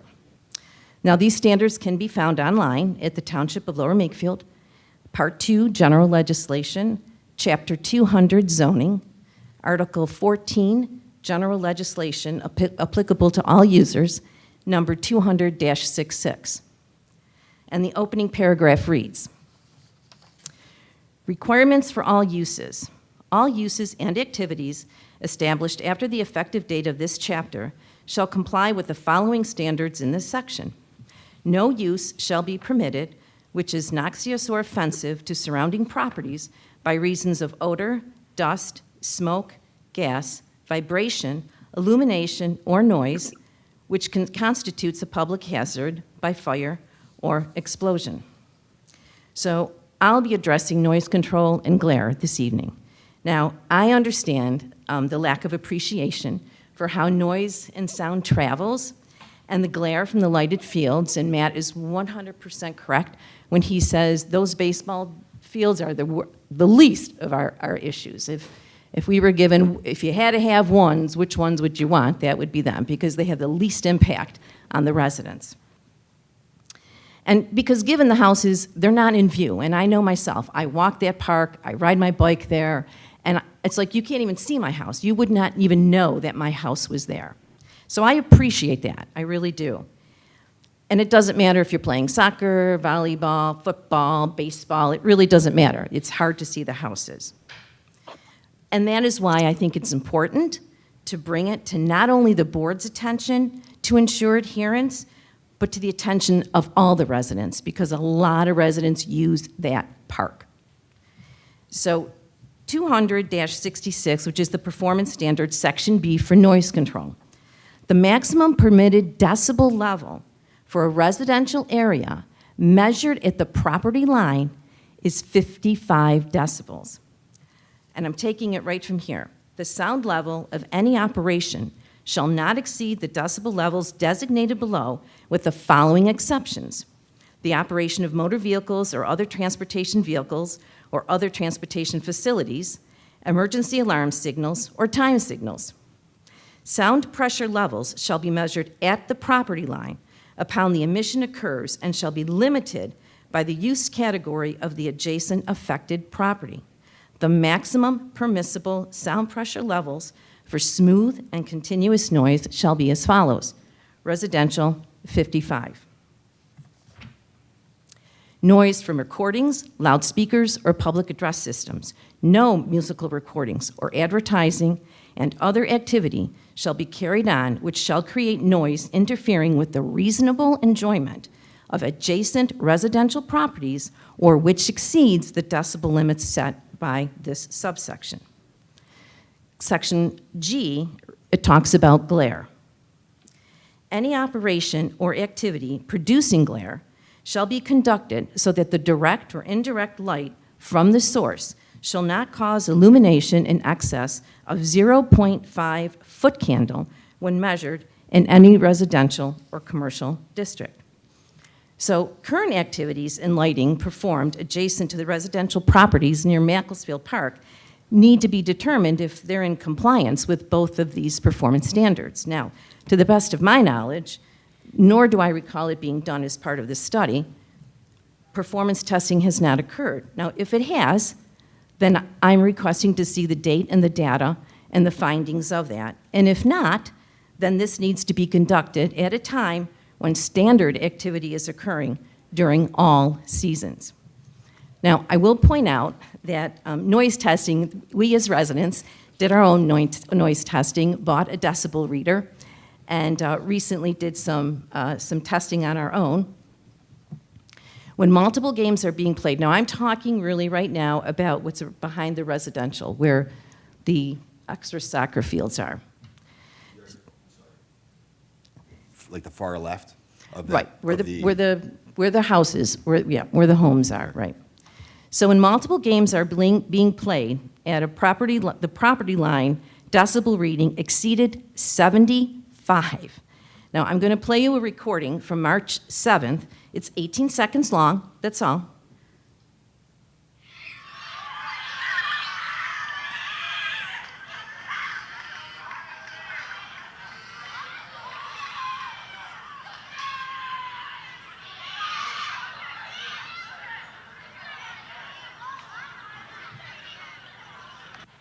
So this is what the residents listen to when they're sitting in their backyard and on their patio.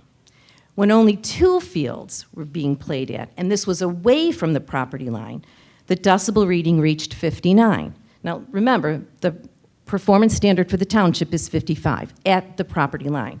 So this indicates at the property line it would be even greater. So now I'll play you a recording from May 31st that's 28 seconds long.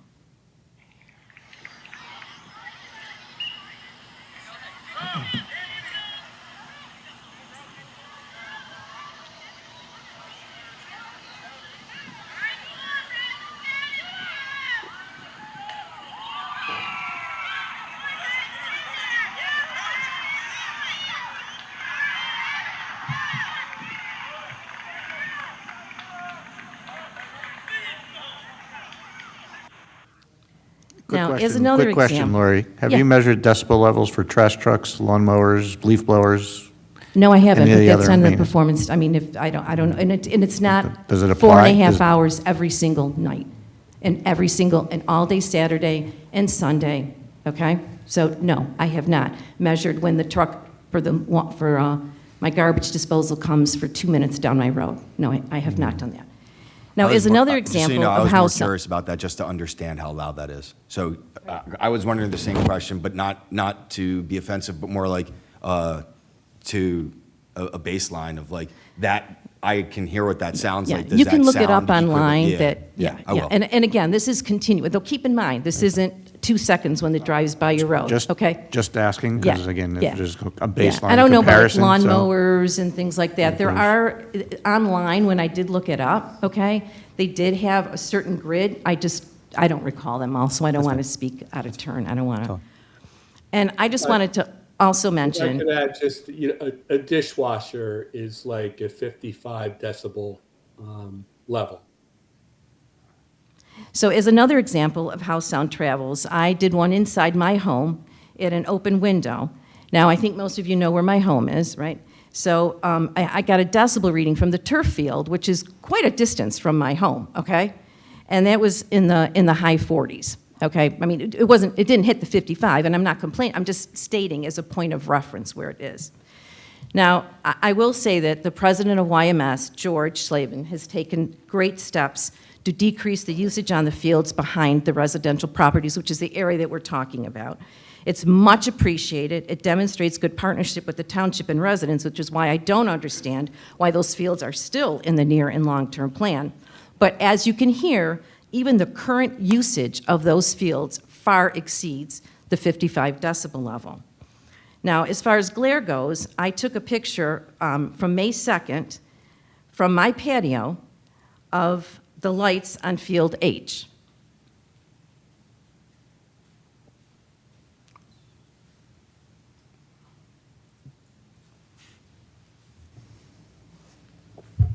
So unfortunately, for those of you that couldn't be here in attendance today in person, you're not seeing the glare that is that I look at every single night when Field H is on. And thank you, Matt, for not using Field H a lot, and George for not really using Field H for the soccer as much as you used to. I appreciate that. But that's what it is. I can't even sit outside on my patio without sunglasses on. Well, we don't disagree that, again, the lights that are in there, the technology is well out of date, right? And there's newer technology which would probably eliminate that glare in totality, so. Right. And I don't think the township ordinances or performance standards have changed, so I'm not quite sure how they even got approved, but that's another question for another day for another board. So some other concerns that we have is ongoing monitoring to ensure adherence to these performance standards. While it's great that we can work with George when YMS is using those fields, as he's extremely timely to positive resolution, there is no one to go to when it's not YMS playing on those fields. I have asked repeatedly that those the goalposts be removed when YMS is not playing on that. I understand that it's a difficult thing to move, but again, then other people play on them, and we've got, is the residents there, when that noise level goes up, and it does, because you get people from all over playing, and they'll bring their boom boxes, and they'll bring everything else. And who is, and I know, you know, you can call the police, yes, and then maybe in an hour they'll come, and really, is it up to them to really monitor? So, and again, I know we've asked George, and I know, George, you're working on removing those goalposts when YMS is not playing on them. So, you know, again, like Matt said, we support Play for All, but that must include adherence to the township's performance standards that are already in place, and in respect of, and for the quality of life for all of the residents of Lower Makefield Township, not just those that play sports, especially for the residents that live in those areas, as the performance standards indicate. So I thank you for allowing me to just talk from a higher level, not even getting to the detail of any of the plans. That's for another day, getting into the detail. But and I look forward to, I don't know who will be getting back to me on the data of the current decibel levels and glare situation. So but I look forward to whoever is going to be doing that, and I'll follow up with Monica on that, I guess. So thank you very much. I appreciate your time. Thank you. Lori.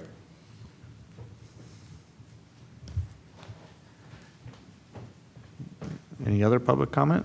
Do we have anybody on the, nope, the red light's not on. Can you, Go ahead. thank you, real quick, can you bring up the parking again and kind of shuffle through? Sure.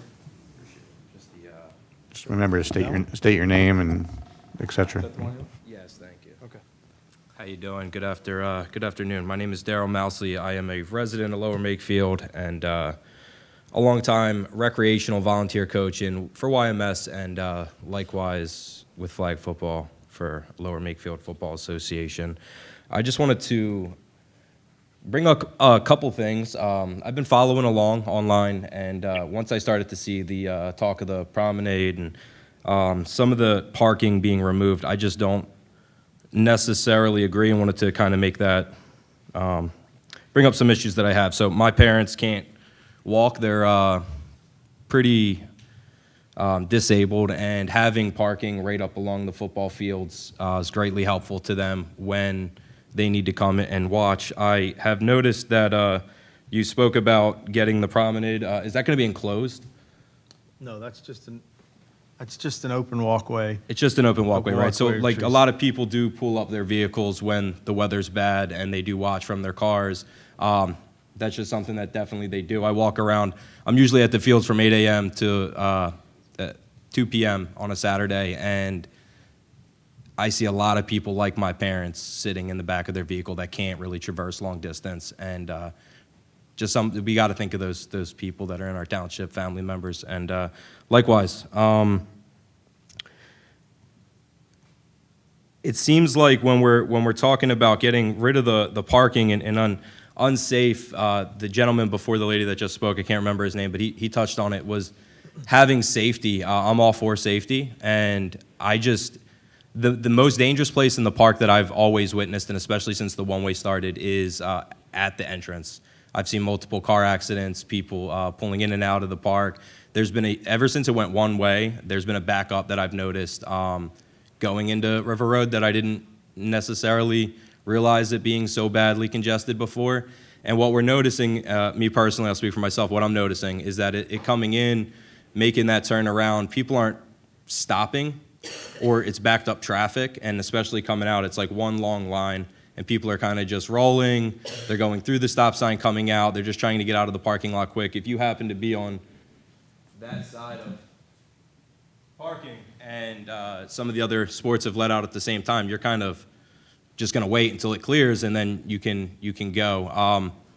And I may be jumping around asking about the promenade. I don't speak often, so I'm just trying to get my bearings a little bit here. I don't think it's going to solve the issue. When I look at this parking being taken out, I don't know that the issues are going to, the one way I don't think fixed it, and I don't think taking away the parking is going to fix it. So what the answer is, I don't know. I just know that what it's currently at is not working. I don't think that it's, I go to Edgewood, I coach there as well for 5-6 soccer, and kids are crossing the roads there, you know, like it's something that you got to be aware of. Any field that you go to, you're going to have to cross streets, cross fields to get to different places and go. You're never going to get rid of that problem. You're always going to have to cross the roadway. There's going to be people moving. I don't agree with getting rid of that. I would like to see better crosswalks.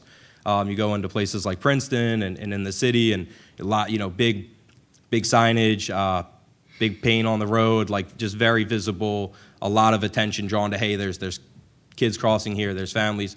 Maybe even in front of the football fields, there's quite a bit of room. And when I say in front, not towards the back where the soccer field is, but where the parking is now, why can't we put a walkway there? Why hasn't that been discussed? To me, it seems like enough room. There's people that sit and watch, and there's probably another 20 feet of room that a sidewalk could go, and people could get to crosswalks at different places around and you keep the parking.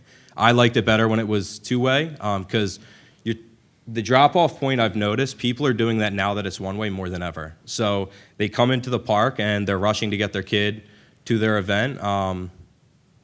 They're dropping them off at the front now because they don't want to wait to go around the entire park to maybe get them. So now their kids are stopping, they're jumping out there, which I didn't notice before because they would pull up, maybe they'd park, let their kid off, turn around, and go back out. So now that they have to go all the way around the park, I've definitely noticed that a lot more. I've noticed a lot more like turning around right there, people just coming in, dropping their kid and bouncing right out, not even parking, not just parking, you know. It's the one way is definitely, I don't think, helped anything. So just going down my notes here.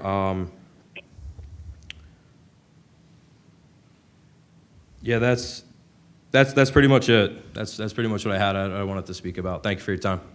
Thank you.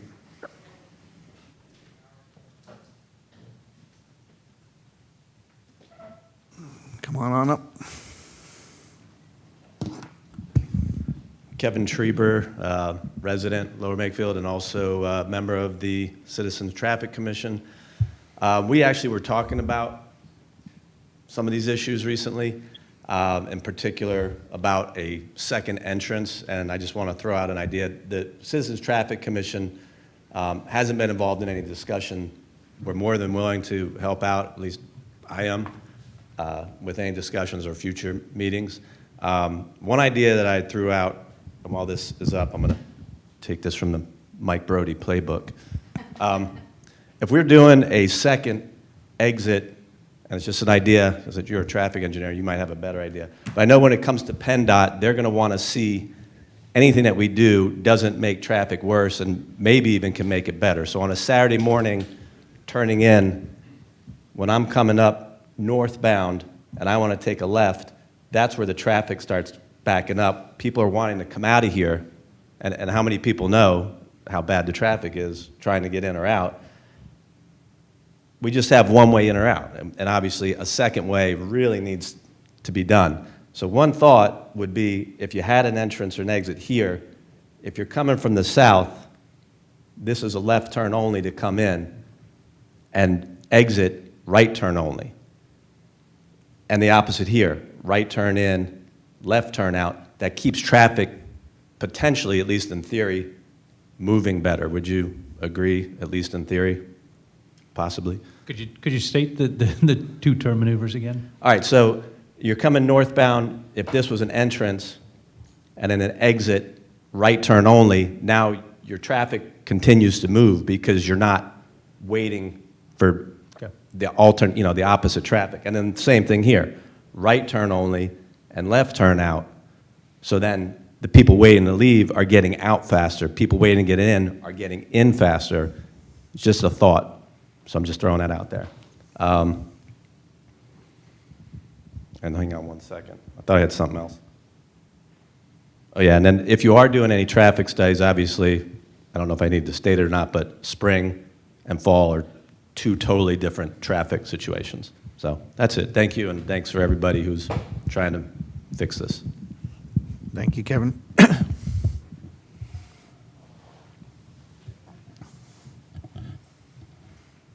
Hi, my name is Jenny Cozen. I've lived in my residence probably for 32 years. We were the first resident in the Rivergate community, which is adjacent to the park. When I was there a long time ago, there were no fields behind our house.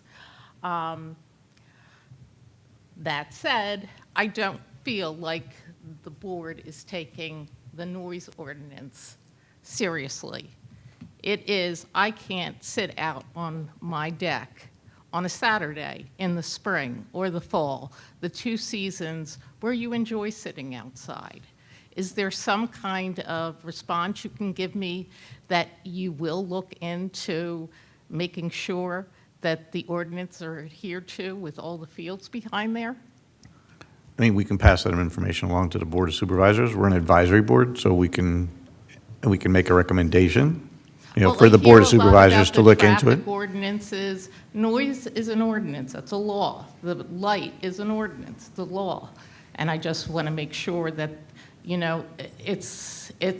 lived there for a long time, and it's really, really imposes on us. Not everybody in Rivergate, but those people who live adjacent to the park have to deal with it every weekend, every evening. The other thing I want to say, and this is common sense, I think your two plans are reversed. I think the long-term plan should come first. Figure out where you're going to put the fields before you take them out. And it just the way that makes sense as a mother. Okay, thank you. I just want to say to your noise question, if I'm keeping it real, I'm shocked that a soccer game would turn up to a number that would break a noise ordinance. So, I invite so you. like everything you just said, like mind blown. First I heard of it, and I've been on this board for 5 years, and I live across from the softball field, so literally across the street from the softball fields. So I do hear sports. I would, out of curiosity, be curious to know what that is. I would be shocked if it was loud. So that's my answer to you. Is I am flabbergasted that you are, in theory, presenting data that is against. I'm shocked that that's the ordinance, if I'm keeping it real. So what I can do is I can bring this to our code enforcement officer, and I can have him truly evaluate the situation, and then we could go from there. Yeah, no, I would appreciate it. Yep. Thank you. No problem. That's all I can do. More comments? Come on, George. Hi, George Schlieben, President of YMS. I don't want to go too long. We've been here a while, guys, so I'm not going to make too many comments. But I think just want to bring up that I would agree, and thank you guys again for everything. I've certainly been involved since I think October of maybe even 21 when this thing started. So some of the conversation started. I think, and since some point the residents make, I think putting that pathway through the back, right, it will inhibit the ability, one, to rotate the fields, right? We all talk about the field quality, right? So being able to move the fields around, also at some points be able to move the fields back off the neighborhoods, right? I think that is a piece. If you do that, you then start to limit what they can do, and forget the user group, whoever's using it back there. However you put them in, you're going to need to rotate those pieces around to give it rest and to be able to get the fields off those neighborhoods. I do think that we should evaluate the progress in particular has been made in the park by the user groups. YMS, I think we've dropped by 10,000 cars over the 10-week season in this past spring. That'll continue in the fall. And I think that should be reevaluated I think it should be reevaluated and going forward this and just kind of see, has it impact done enough before we jump to this? Because I do think we need to figure out, like, when you start to take fields away, where do they go? And do we need to move fast? Like, it doesn't mean this is necessarily the wrong plan. It just says, do you jump to this if we're able to make some mitigating things in the near term? That's really the first, I think, is us will all continue to work on our scheduling and everybody else trying to work on the scheduling that uses the park. So that's what I have. Thank you.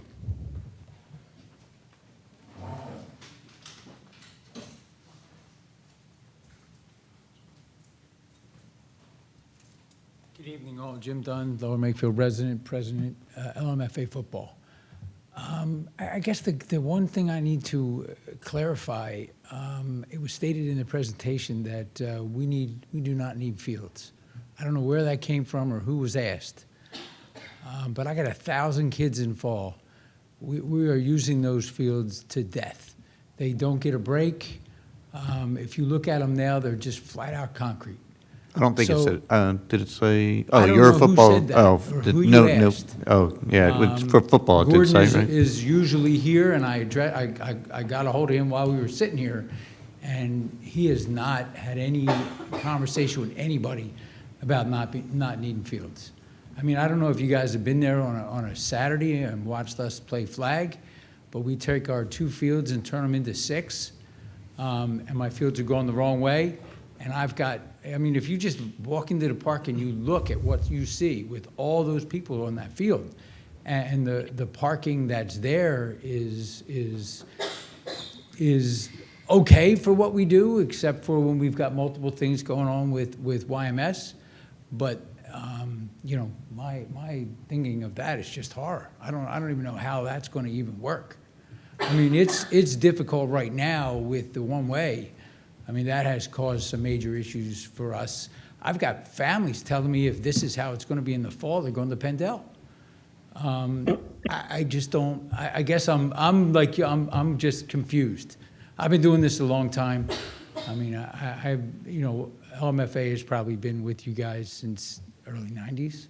Can you just Maybe- clarify, maybe when you say before. if it's like this in the fall, what do you mean by like this? The traffic. I mean, I don't know if you've come in and you come in, you got to go all the way around. And let's say, for instance, you decide you think you want to try a park on the left, and you make that left, and there's no spots. You got to go all the way around again. And at peak times, I tell you, it took me 40 minutes one night to get home. It used to be one way. I mean, Mike, No, you're out. No, I'm not. Yes, you're 100%. yeah, it was one way. Yeah. Well, we tried it once before, right? Didn't we try that same thing before? When Mike, I A mean, year ago? Yeah, but we did try it and then stopped. Like I said, I'm not here to talk about that. I'm really up here to just talk about the fields, and just make sure it's very clear that in the master plan, you know, taking away a baseball field is insane. But, you know, not looking at me, just because I can't grow. I mean, I turn away kids every year, every season, because I just don't have enough use for them, no fields for them to play on. You know, Pendel and some of the other organizations, you know, have our players in it, which doesn't make any sense. So that's all I wanted to say. Yeah, the data to make that decision was given to us from your organization. So, and I believe that we did need 2 more rectangular. Was that right? No, it Okay, it's wrong. we sent a questionnaire to all of, like a 4 or 5 Gordon. page questionnaire. I talked to him from this meeting, and all he said to me is that we keep asking for the field between our fields and the shed, because that would help us. I can send you the email Gordon sent me Would with you? the data that he gave me. Yeah. Please? Yes, you got it. Because I'll get all over it. But he flat out denied it. I could show you the text. Yeah, I mean, maybe he sent me data. We use that data to determine field need. Okay. So that's Okay. that's like I what said, we went based on. I would guarantee he would argue with you on that. But if it's in writing, you know, Yeah. you must have misunderstood your question or something. It was just numbers is all we asked. We didn't ask, do you need new fields? We said, what are your numbers? okay. And then we did the math based Gotcha. on the standards. Okay, Yeah. fair enough. Yeah. We actually sent the questionnaire to all the sports groups, including lacrosse, field hockey, everyone we had contacts for. Each one filled out the questionnaire. It was a 4 or 5-page questionnaire. Asked how many kids are in your organization. Are you growing? You know, what do you expect for next year? Which fields do you use? Which fields at Macclesfield do you use? How often do you use? What times are your practices? When are your games? All of that information. We took that information, we summarized it. We used our own gauge to see if the fields were overused or not used based on the scheduling and the time. We benchmarked those against national standards, and then we went back and we met with each individual group in a sports forum. We reviewed all of that documentation with each individual group, and each one confirmed those numbers for us to put those final guesstimates together. It's a difficult thing to do because there really isn't standards, and you could look at 5 different maintenance practices, on how people maintain and use fields and the quality of the fields. And there's different numbers, so we wanted to make sure we met with each one to get a firm understanding of our projections and have them quantify that, and we did that. Okay, I'd find it hard to believe that the numbers Gordon would have given you would have not showed considerable growth every year, including this year. I find that hard to believe.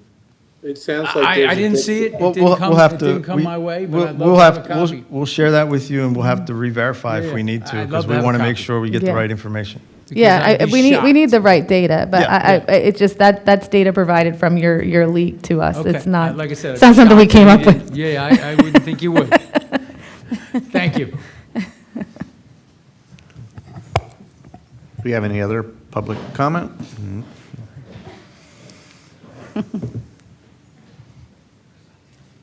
Hi, Steve Edwards, resident. I know Monica put me on the steering committee because I am a little bit of a playground enthusiast. I have 5 kids. They do all the sports. And so I have kind of that parent perspective. And I just want to say, well, first of all, YMS has done a great job. I don't know if we just lucked into this or if it really is the scheduling, but we've been at Afton and Quarry Hill, and it's fantastic being a parent. We talked about earlier tonight having people watch the games from their cars when it's raining. Well, my biggest concern is what do I do with siblings? And having the playgrounds there at Afton and Quarry Hill has been fantastic. And if you look at where they are at Macclesfield, this is where we always don't want to have a game. Even though it has lots of fields, lots of capacity, that's a major shortcoming of the current layout here. And so I like that the plan addresses that the recreational activities that are not sports are more centrally located. So I just want to say, I think that has a lot of value. It also, to me, if you have a destination playground, makes it less of a spring and fall park. Something you can use, especially if you can tie it into the canal with the canal path, which one of the early surveys or plots, whatever you had, we saw in the steering committee. That orange path on the east side there was actually in the original plan for Macclesfield and was never developed. I believe that was the one right on the east side. It was there but never developed. But anyway, to me, I don't know, that makes Macclesfield more of a year-round. I'm running along the canal path. I can take my kids. They're on their bikes. I don't even live in that area, but that's something that, to me, like if I was taking them biking along the canal path, that makes Macclesfield more of a year-round destination thing. So these things, just as a resident, I think add a lot of value, and I'd be remiss if I didn't come up here and say something about it. But that's it. Bigger fish to fry. I will. Thanks, Steve.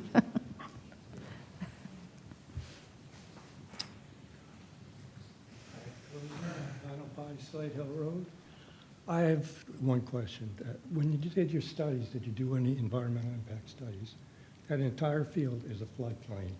What environmental impact have you done to determine our impervious surfaces and how it's going to affect our residents? I'll take that one. So, no, we didn't. I mean, we identified the environmental constraints associated with the existing complex. Yes, we did identify that is a floodplain.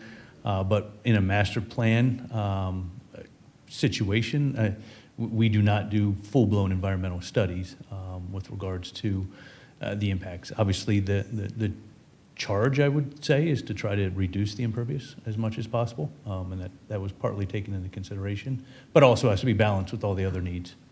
I requested to widen my driveway, and I was refused. I was told I can't put an impervious surface in the floodplain. Sir, can you speak into the microphone, please? Sorry, Thank you. I tried to widen my driveway, and I was told I can't because it was impervious surface in the floodplain.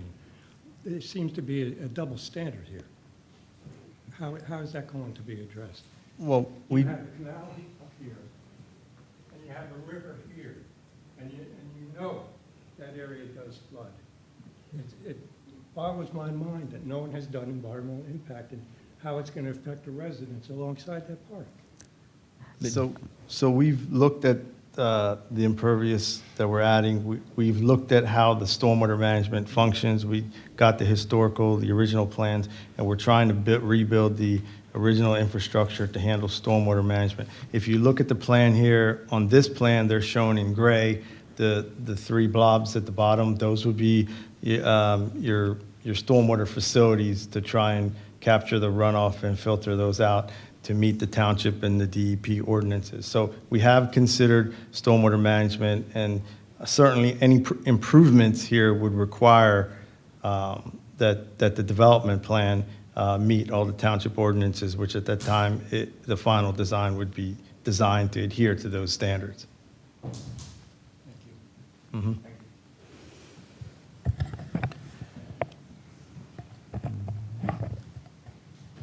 Come on up.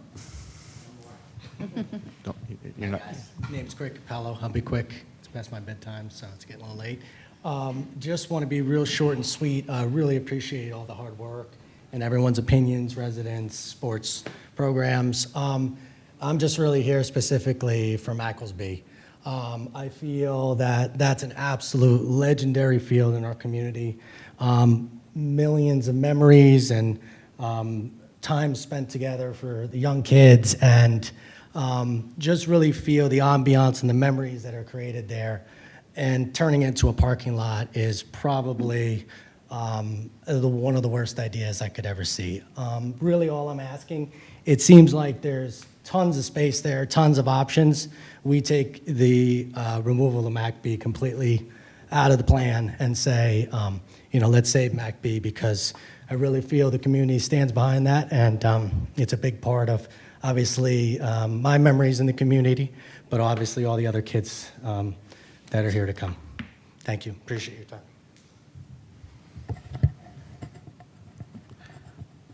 And if there's no other public comment, any other board member comments before can we finish up this section? I saw the light. The light indicates a caller, so I don't know if I don't see the light on. is there a caller? I don't know, is there No? no Okay, callers? no. Okay. Yeah, you saw it, right? I saw it So, reflected. okay. It's usually have to be on, like on. So, Okay. So first of all, I want to thank everybody that came tonight and spoke, added comments. I want to thank the committee that was on this journey with JMT and Monica. I appreciate everybody's time when that they volunteered for on this project, right? And the output demonstrates that collaborative effort. I know your next steps are to, finalize the presentation for the Board of Supervisors meeting. I know I've spoken to Monica, and I'm sure she's talked to you about some interim step there, at least to get back to us some potential revised drawings based on feedback tonight. So I know there's been a lot of comments, particularly around, one, Macclesfield B, right? What can we do to maintain that as part of, stage one or phase one, right? I know that, in there is how do we find a home for it? But I think, as people had mentioned, I think we need to either find a home for it first and have that commitment. That means lights, field, et cetera, or it's in here as part of a 1A phase until we get to phase two. And that's kind of why I asked, is like, how many of the parking spots, like where else can they be placed? If you can fit another 20 spots, 30 spots somewhere else in the interim, that might be an option. I think we've heard George mention the walking trail, like just in that back end there, just knowing that there's field space, rotational, maybe take a second look at that and see how that can be revised to accommodate, those needs. I think just that flow of that parking lot again, just to avoid any bottlenecks down there by the baseball fields. With the comments about the parking in front of the football fields and that pedestrian walkway, I understand where those people are coming from in terms of mobility and the ability to access those fields without having to walk far, but that is a bottleneck. I mean, that design is just poorly designed in terms of people driving through, backing out, getting in and out. So I challenge you, is there something different that still provides a solution for those that need to park near the football fields? Again, parking's parking. It's not spectator. I understand that people are trying to it's convenient for people coming in and for those that have mobility issues. So, again, I just challenge you to figure out if there's something different, right? And again, it may not be in phase one because it just, in terms of, how many different things you have to do to accommodate that, right? You can't do everything.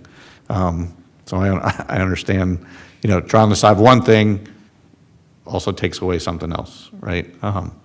So just keep that under advisement so that, if there's a solution, you guys are the creative ones, maybe you come up with something that might accommodate those folks. I know we didn't spend a lot of talk on the final phase, right? Because this is more near term and that one's more aspirational. I think the cost part of this is also important, especially on the initial part, but even longer term, right? Because we know that everything looks very good, and then when you put the bill in front of the township we've learned, like maintenance, like today, we've got to keep up all the parks, and people realize that either fees go up or taxes go up, and look, parks are great, and I think it makes sure the house values stay high, and attracts people, and provides a good quality of living, but we also have to understand, how many full-time employees and costs to maintain. So I know you're going to do that for phase one. That's phase two's, the final's not part of that, or is it? The cost to implement, like the final phase. Are you doing that too, or just the near term? We'll probably just do some benchmarks for that. Okay. But we'll cost the near-term plan. So I think, again, I think in macro that kind of captures, so my ask of you is, I'm not sure what date you're shooting to get to the Board of Supervisors, but if there's something that you could, timeline, kind of expect to get back to Monica so she could share with the board here in terms of potential, based on what you've heard today, what that might look like in terms of turning around some additional concepts. Yeah, we'll get together with Monica and outline something and get back to her. Is there bandwidth to make modifications, like significant modifications, or not really, based off what the RFP was? If you're asking in our scope of work or in our fee structure, no. We're pretty, this was a 18-month process, so we were spent 12 months ago. But it's certainly a challenging project, a worthwhile project. Everyone's been great to work with, so, we want to make sure we do the right thing. So we'll work things out with Monica. Great. Any other final comments, Monica? Did you have something? Do you know when it goes to the Board of Supervisors, or is that not even scheduled? It's not decided yet at this point. I know the goal with the budget, we're trying to long-term plan out our projects, so if we could line it with when the budget's getting approved, that'd be ideal.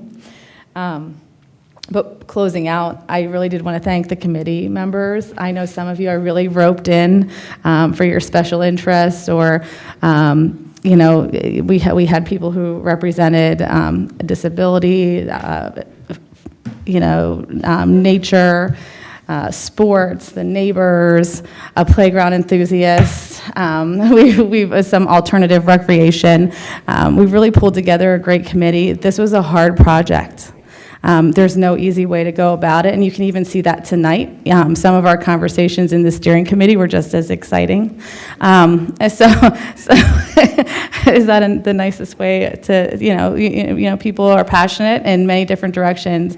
And it was definitely something that was hard to tackle. And as you can see tonight, even with what we did come up with, people are still passionate. And it's just, and that's just so great to see that so many people want to be involved. So thank you, everybody. And I appreciate everybody who was part of this project. And I look forward to seeing it finish. Thank you.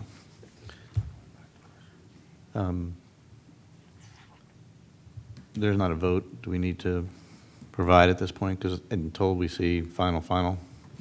Yeah, this isn't, we're not at a final at So- this point. I don't think we're in a voting kind of position. Thank you. Yeah. But then does that mean that, what, it would just be presented however they choose to finish it based off our comments? So then it would be going to the Board of Supervisors without any feedback from us? Well, your No, feedback, I think based upon Mr. Krause's comments, I think what I'm hearing is you'd like to see it again before it goes to the Board of Supervisors. So. Yeah, I mean, again, this is we don't have a meeting in July, so, and we have a road tour in August, so we don't have another opportunity to necessarily vote on it in public, so we can't, so we have to get it from Monica, and at that point, we'll understand what it is, and the Board of Supervisors will have to, they ultimately, they have the final say. We can probably write a letter of recommendation or not, but we can't vote on it because we don't have a meeting, unless we change and we present. I'd contemplate adding a meeting if that would benefit. August, we have we do a road tour. so What's wrong with September? we could call a special meeting in August if we wanted to, if we got to that place. Yeah, so let's see what comes back, and then we can Yeah, I think make a as we determination. stated, we will work with Monica to understand the schedule and what constraints there are with regards to the Board of Supervisors and when it needs to get to them and figure that out. Sounds good. Thank you. All right, liaison reports, George? or Thank you all anybody very else? much. I appreciate it. You have anything else to say? Yeah. We have all of the athletic groups here, so if anybody wants to specifically Yeah. comment? None? Okay. We will skip that, and then Monica, it's your turn. I'm going to keep it brief this evening. We're in the middle of the heat of everything right now. Pool has started, camp starts in 2 weeks. We did have the pickleball palooza. It was well attended. It was a little event, and I'm hoping to have another one next year, or probably next year before we were to do it again. People were very grateful. Out of that came a lot of new requests for more like youth programming and things like that, because we did have some youth attend. So all great things with that. Pool registration, our financial gap has closed, which is exciting.